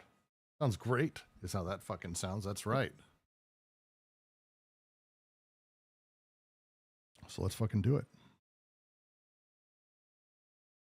The segmentary territorial machine makes use of scission. Is scission the correct pronunciation? I'm just going to ask that because I feel like it's not. I feel like there's a hard "k" I'm missing in there. Maybe I'm wrong. Anyone? Just asking. You don't have to answer. It's fine. No one cares. I- Okay.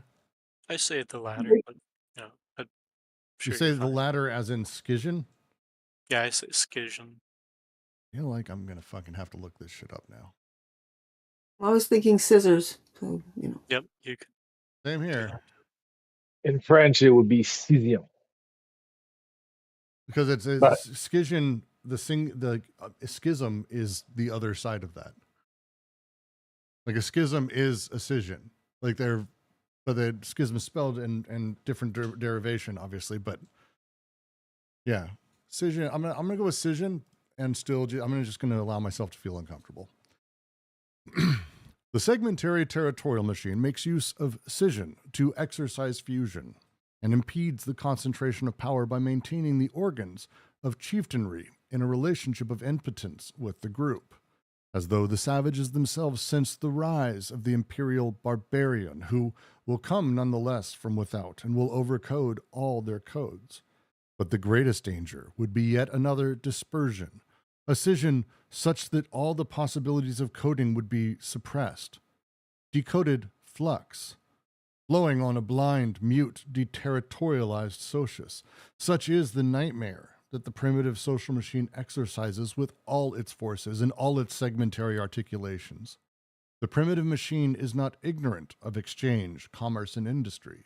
It exercises them, localizes them, cordons them off, incasts them, and maintains the merchant and the blacksmith in the subordinate position, so that the flux of exchange and the flux of production do not manage to break the codes in favor of their abstract or fictional quantities. And isn't that also what Oedipus, the fear of incest, is about? The fear of a decoded flux? If capitalism is the universal truth, it is so in the sense that makes capitalism the negative of all social formations. It is the thing, the unnameable, the generalized decoding of flux that reveals a contrario, the secret of all these formations, coding the flux and even overcoding them, rather than letting anything escape coding. Primitive societies are not outside history. Rather, it is capitalism that is at the end of history. It is capitalism that results from a long history of contingencies and accidents, and that brings on this end. It cannot be said that the previous formations did not foresee this thing that only came from without by rising from within, and that at all costs had to be prevented from rising. Whence the possibility of a retrospective reading of all history in terms of capitalism. It is already possible to see signs of classes in pre-capitalist societies, but ethnologists observe how difficult it is to distinguish those proto-classes from the castes organized by the imperial machine and from the rankings distributed by the segmentary primitive machine. The criteria that distinguish classes, castes, and ranks must not be sought in a fixity or a permeability, nor in a relative closing or opening. These criteria always reveal themselves to be deceptive, eminently misleading. But the ranks are inseparable from the primitive territorial coding process, just as castes are inseparable from the overcoding practiced by the imperial state, while classes are relative to the process of an industrial and commodity production decoded under the conditions of capitalism. All history can therefore be read under the sign of classes, but by observing the rules set forth by Marx and bearing in mind that classes are the negative of castes and ranks. For it is certain that the regime of decoding does not signify the absence of organization, but rather the most somber organization, the harshest compatibility, with the axiomatic replacing the codes and incorporating them, always a contrario. The negative, a contrario. All right, Jack, do you want to try to give analysis on this and sort of see if you can pull out of the nosedive that we sort of caught you in while you were reading this paragraph the last time? So is that a joke about my accent? You have an accent? Ah, well played, sir. Well played. Deny, deny, deny. it's a Michigan accent. You don't know that?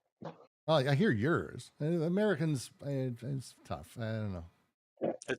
It's like Canadian without the. Well, I've said too much. Yeah. Yeah. All right, let's do it up. Yeah. So I mean, it's what to summarize what I said earlier, right? Like, so the multiplicity is it's being changed here, right? Like that's a lot of what the disjunction does because it takes the relationships and it basically mobilizes them. Mm-hmm. But it mobilizes them from like the perspective of the socius, right? And in doing so, it gives it capacities and so forth.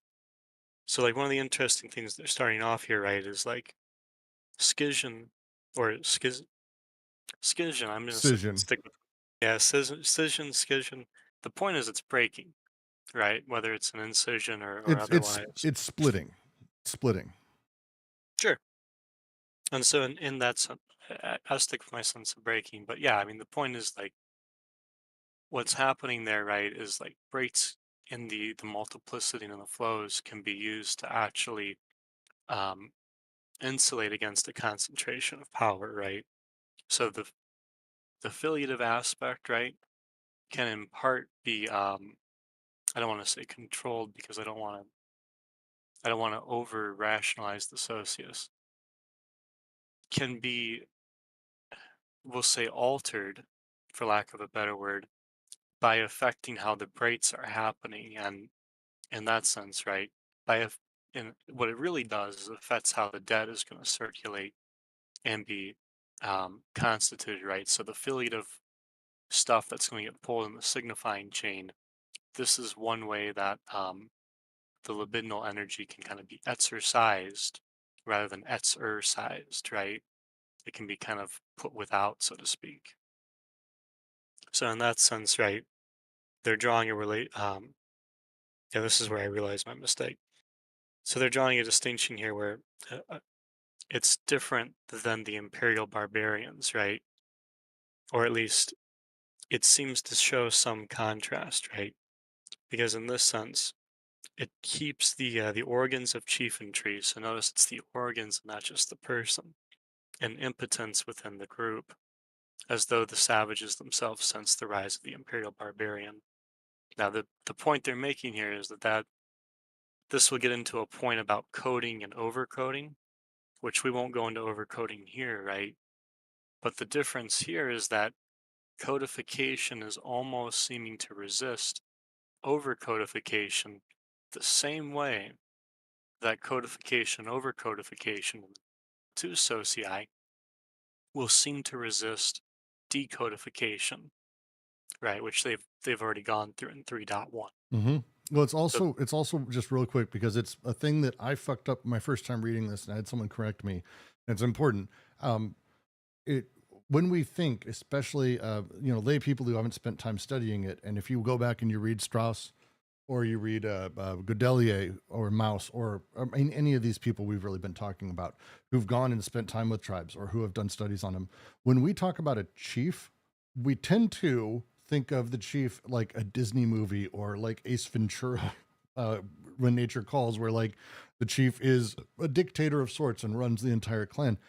It's not actually how it operates. That's not how it Yeah. works within the original setup. It's important to distinguish that because a chief is just like a hunter or just like a cook or just like someone who tends the fields or anyone else. They have their very particularized roles, jobs, contingent sort of drives that are pushing them in very specific activities. They are not in sort of this top level, autonomous control where they code and overcode everything. And that's this specific section. I think actually, Jack, you're the person who may have corrected me the first time through where I was trying to understand this because they're being very specific when they say the organs of chieftainry in a relationship of impotence within the group.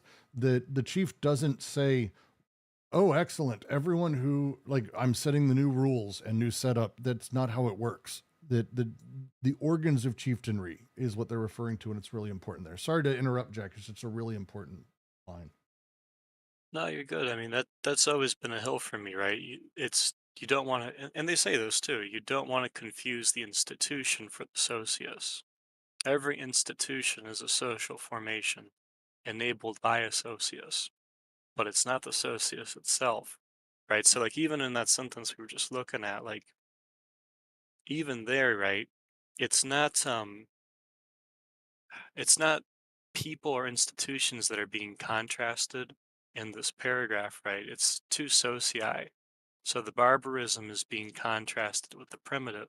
I'm sorry, the barbarous socius is being contrasted with the primitive socius, so that you get a question of how how coding and overcoding can be contrasted with just coding, right? Under two different social bodies, and in that sense, right, we get two different configurations of what, for lack of a better term, we'll call like the chieftain institution or the chieftain organs here. Yeah. Yeah, I like that. Yeah. But the greatest danger would be yet another dispersion of scission such that all the possibilities of coding would be suppressed. Decoded flows flowing on a blind, mute, deterritorialized socius. This, again, how desire is treated, how desire is considered, the emergence of desire, and what desire is allowed to turn into. Basically, it is a really important way to be thinking about this. These primitive machine is not ignorant of exchange, commerce, and industry. It knows it's these things are being recorded quite literally in the earth. Like it's not like it's unaware of these things being carved into it, but it controls them very particularly because the social machines as they work need to keep these codes localized. Otherwise, power would be able to become concentrated, and it's kind of it would become concentrated, or coding would be completely dispersed, and there would be no control, and that's terrifying. Uh, it's just a fully open-ended system. Jesus, how awful would that be? I mean, not really to me, but it's the point of the social. It's this is the setup. Is what Oedipus, the fear of incest, is about. It's a fear of this decoded flux, this almost pure desire that's not held back, that's not controlled, that's not malformed and moved and put in a specific way. It has to happen that way. And this is the end of this. The second half of this paragraph is really driving towards this idea that it's when we talk about how capital works and how capitalism is the universal truth. It's the a contrario of all the formations. It is, as Jack was talking about, it's the decoding. It's it's the opposite of these formations. Instead of the way they operate, it comes sort of this inverted negative version of the rules. And we'll be getting to Oedipus, I think, quite literally. Yeah, that's the next paragraph. The next section is the problem of Oedipus, where it's, hey, we have the rule against incest. So did the primitive people. Our version slightly different. It's different. It's an a contrario formation almost in codification. It works and operates differently because of how these systems work. The earth, the despotic, the capitalist. I mean, yeah, think about it, right? If it's a decoded flow, right, what that basically means is, and we talked about this last time too, right? It's like the alliant and filiative, right? It's almost like they're going to be stripped away so that for here, right, what it would basically mean is it'd be a kind of escape. We'll see how that changes with capital, right? Because it turns out the socius can do decoding, right? So that's going to make it much more challenging to just get out escape. But that's the stakes here, right? Is like the filiative and the alliant played this role in producing surplus value. And in this sense, right, the limit of that is the breaking down. Whereas a form of decodification, particularly a form of an escape, right, as they'll call it later, right, so an escape onto the BWO of a desire, plays this role where it can create a kind of subversion altogether. Not in a grandiose sense, but just in the sense where something would, a flow or a collection of objects would act without respect to like their signification. And in that sense, right, it completely changes how we're thinking about change, right?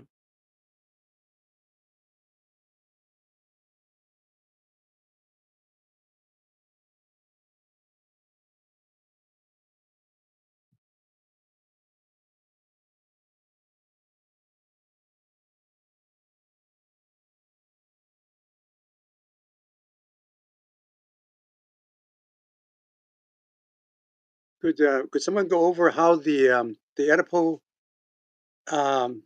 event, the fear of incest, really, comes about? That there's these first there's these flows, coded flows, and then how does this decoded flow arise? But uh, to me, it's not so much about Oedipus here, right? It's more that at a basic level, right? Um, the tension is that it's two forms of schizophrenization, right? There's a miraculating form, and then there's this kind of scrambling form, right? In that sense, right, the socius does make possible both. But what the socius does basically is it tries to keep it all in codification, because that's the communication that functions for that socius, right? So it's going to keep it all, as far as the primitive's concerned, in terms of signifiers, right? So the primitive socius is a very good Lacanian in that sense. But because it's schizophrenia, it has the other side of the potential, right? It has the potential to decode and deterritorialize. So in that sense, right, um, there's a kind of tension just in that, because the socius could basically deal with deal with a flow or a stock that's not going to take on the affiliate and the alliant mark, and instead would escape to the BWO. And in that sense, right, it would cause a metaphysical change rather than like a social change, but it would have major implications for social organization.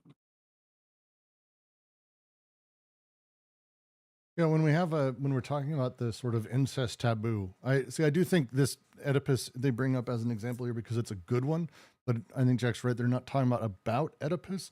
They're talking about how desire sort of comes to be consumed, or how desire comes to be formed and where it goes. The thing we talked at one point, and I'm just going to read a little bit from Holland here. Everyone must share or distribute the fruits of their labor, or conversely, no one may appropriate for themselves what they've produced, hunted, gathered, reaped. They must relinquish it to the network of debt obligations that constitutes the structure of the relations of savage anti-production. What we call the incest taboo thus is a subcategory of a larger class of taboo, which constitutes the law of savage production and organizes social production and reproduction. Hunters are forbidden to consume their own kill, just as parents are forbidden to procreate with their own children. That the taboo bearing on reproduction seems so much more important to us than the taboo bearing on production is due to a kind of optical illusion. From our perspective, and this is the au contrario, from our perspective, the taboo on production is moot, because with specialization and the extensive division of labor characteristic of capitalism, people inevitably produce for the market. We cannot directly consume what we produce. No one can. Under savagery, relations of this system of production must enforce what the market system under capitalism seems able to ensure effortlessly as a matter of course, that there is no direct appropriation of the fruits of labor. The push that's happening and the exchange and the setup, all of these things ensure a sort of ongoing social constant back and forth. If a hunter were to consume his own kill, if a farmer were to consume only for his family, just give directly to the three people around him, fuck everyone else, and that's all they had. If families were to procreate and fuck their kids and have kids with their kids, that sort of system doesn't yield a lot of complexity in social machines, you could say. It's people consuming their own effective setup. There's that push of desire being able to sort of consume itself is itself, I will say, unsettling, but under various social sort of organizations, really, really, really, really terrifying to the social system. The fear of this decoded flux that Oedipus sort of represents, the fear of these elements that push in very particular ways. This is what we're kind of driving at when we're talking about the way that desire is brought out, that desire is categorized and sectioned off and placed into positions. It's to ensure that there is this larger social machine, and the social machine, which again happily keeps itself going through those anxieties through the open system. The push, the anxiety is sort of the fear of what would happen if desire were to just run free, if we had no rules. Horses eating each other, dogs living with cats, all of those fun things. And parents procreating with their kids and hunters eating their own kill. And society collapses. The social order disappears and we all maybe die. And that terrifying thing of what if it's a hell of a fear. It's a hell of a fear. I think it's a hell of a fear.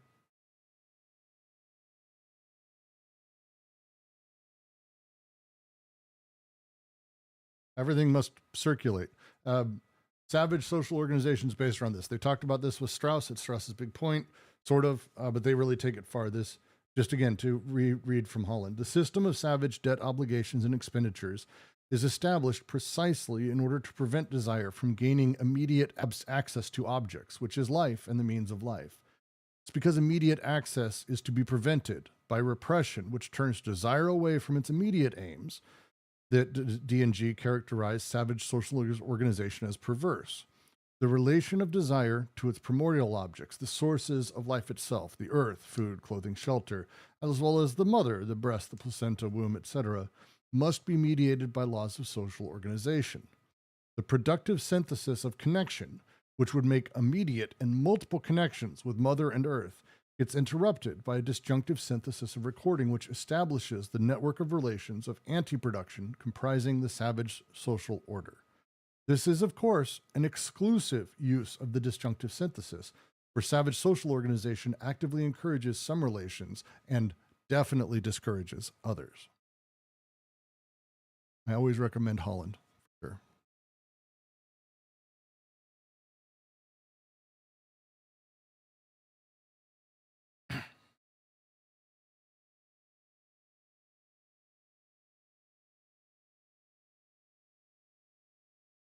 It's a wonderful book. I'm fairly certain that they're pulling from is Godelier's The Metamorphosis of Kinship, which really, really dives into the savage social organization of marriage alliances, lineage filiations, all the way that these things sort of interacted and how debt obligations played inside of this.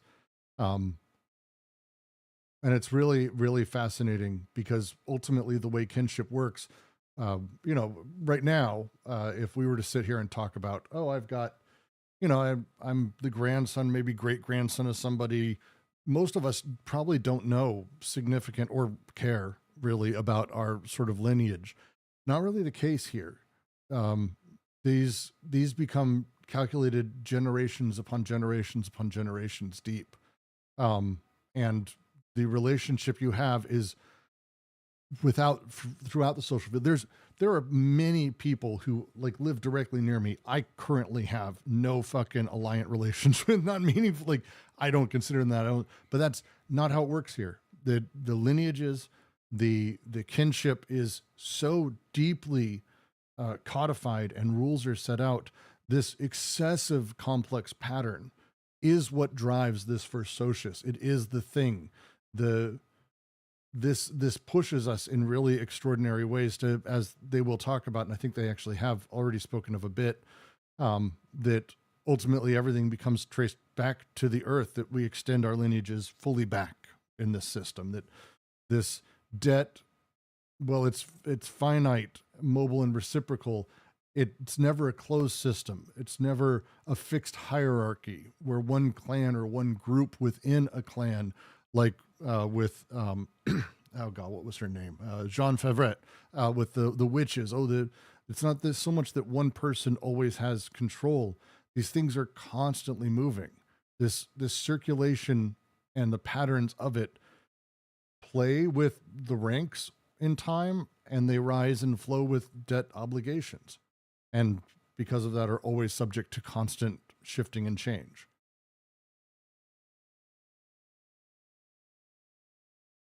Does that make sense as I'm rambling? I know we went way over time.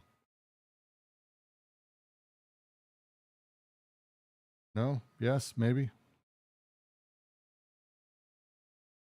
So is there kind of like a difference between a lot of Freudians deal with this kind of fear, incest, taboo, and how Deleuze and Guattari is going to deal with it? I'm sure we're going to go into more, but how do you, Well, the incest taboo is the reason they harp on it, and the reason they kind of use it as the through thread. Because again, the book is called Anti-Oedipus for a reason, but it's not really about Oedipus explicitly. It's about a lot of things sort of around it and how Oedipus comes to be formed. For Freud, when you read Totem and Taboo and a handful of others, Freud very much believes that the incest prohibition, which you see, if you go to a tribe, you go, hey, look, see, they don't fuck their kids and their mom. Like that's the thing we have in common, I guess. That's a constant thing. That's how humans work. For Freud, that's what he did. He went, oh, the proper social relations is having this understanding that you can't do these things. He missed a thing, though. He missed this, as Godelier and as Strauss and as Mauss talk about. Mauss and Strauss, that's fun. Mauss, it's probably not pronounced that way. But as they talk about, it's actually more complicated than that. As D&G specifically critique, the reason that things didn't happen, the drive, the choices that desire was allowed in these positions wasn't because they were properly Oedipalized and had the images of mother. And say, no, they didn't do it because if they did fuck their own kids and they did, consume their own production, they would die, because humans can't live in that kind of situation, especially at large scale social groups. The social group at large necessitates that one does not consume what one produces, that you are part of the social system. And if one did break these rules, it was horrifying. The reason's different. For us, we don't do it. Like it doesn't affect production. Like our reason is different. It's a different place that it comes from. It's a different way that the prohibition's formed. Go ahead, Roger. But at the same time, in anthropology, there's whole economy of women as they were exchanged between social groups. Let's not get into this because there could be criticism there. But it's ensuring that by exchanging your children with the other social group, that they're not going to attack you, that they're not going to pillage you or like try to eliminate you completely. So it's a form of transactional exchange that creates alliance. So, it's a more horizontal way than the vertical form of production from filiation. So filiation is one thing. It defines your rank within the clan, shows you who's your dad, who's your mom, who's your uncles on each side and stuff, and like how power is distributed. But again, there's negative power coming from this other group. So you need to transform the negative power of the other group into a positive one. And by doing an exchange, it ensures that there's economic relations, because the gift of the children will ensure that there's going to be something coming back. So it's just not about dying if you consume your own production.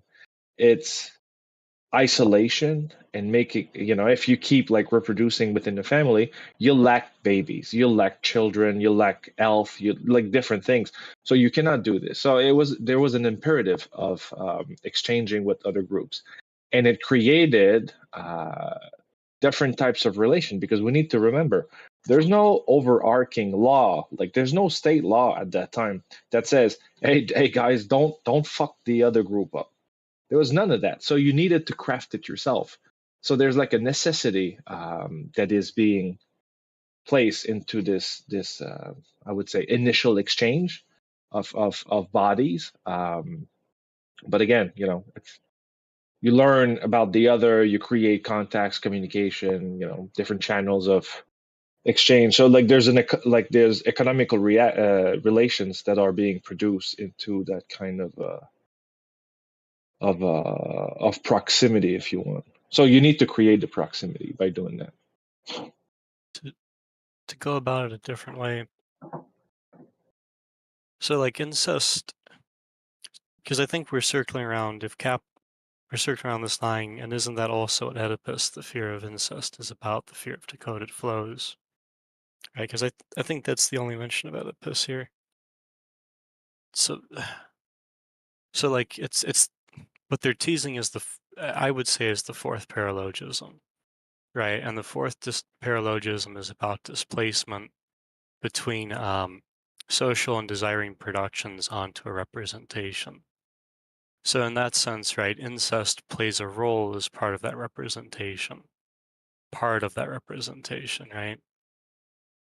What incest is standing in for here, so to speak, is the decoded flows. So like in some sense, it's what we're talking about, right? It's to maintain a social order. At the same time, to create a decoded flow, right, is to create the possibility of an escape onto the BWO. So like in this sense, there's kind of two sides to it, because capital demonstrates the possibility that the deterritorialized and decoded flows don't have to go onto the BWO, right? They don't have to pass the absolute limit, but they can, right? So in this sense, like what a decoded flow can do is, as part of social production, right? Like we'll see in capital, it can completely subvert itself, which is why transgression in a previous paragraph is part and parcel to, I think it was law, or just following the law or whatever, right? It's to say that they're both constituted through the same semiotics, right? And in that sense, the transgression is not necessarily a decoded thing for D&G. On the contrary, right? Like if you're punished within the system of cruelty, it's still functioning in that semiotics, part and parcel, right? But if it is just straight decoded, right, it can, as part of that system, but in another sense, not part of it, right? Because it's going to eat away at the disjunction. It's going to create a subversion of itself within the social production. If that subversion happens to go to the BWO, right, it can create a subversion through an escape, and in that sense, it poses the potential to completely change what's going on in social production, right? By allowing something to escape to the BWO, where it will just metaphysically change, right? Because this is the true tension of the fourth paralogism, is it's between that potential for escape onto the BWO, right? And the tension between the BWO and the socius, or desiring production, social production, respectively, and the way that it's displaced onto a representation.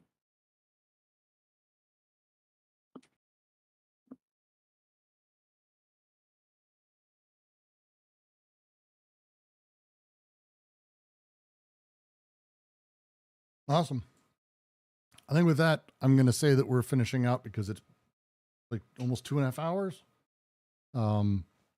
Next week, we are going to move forward straight into discussing Oedipus and the problem of Oedipus. So, JK, it's literally a paragraph, literally, like it's all this section is going to be answering your question. So, it's a lot. It's a lot. Ping me this week. Any point, if you have questions, if you have issues, if you have things you want to follow up on, don't hesitate to toss them into the Anti-Oedipus forum down below. We'll be around, and thank you all very much for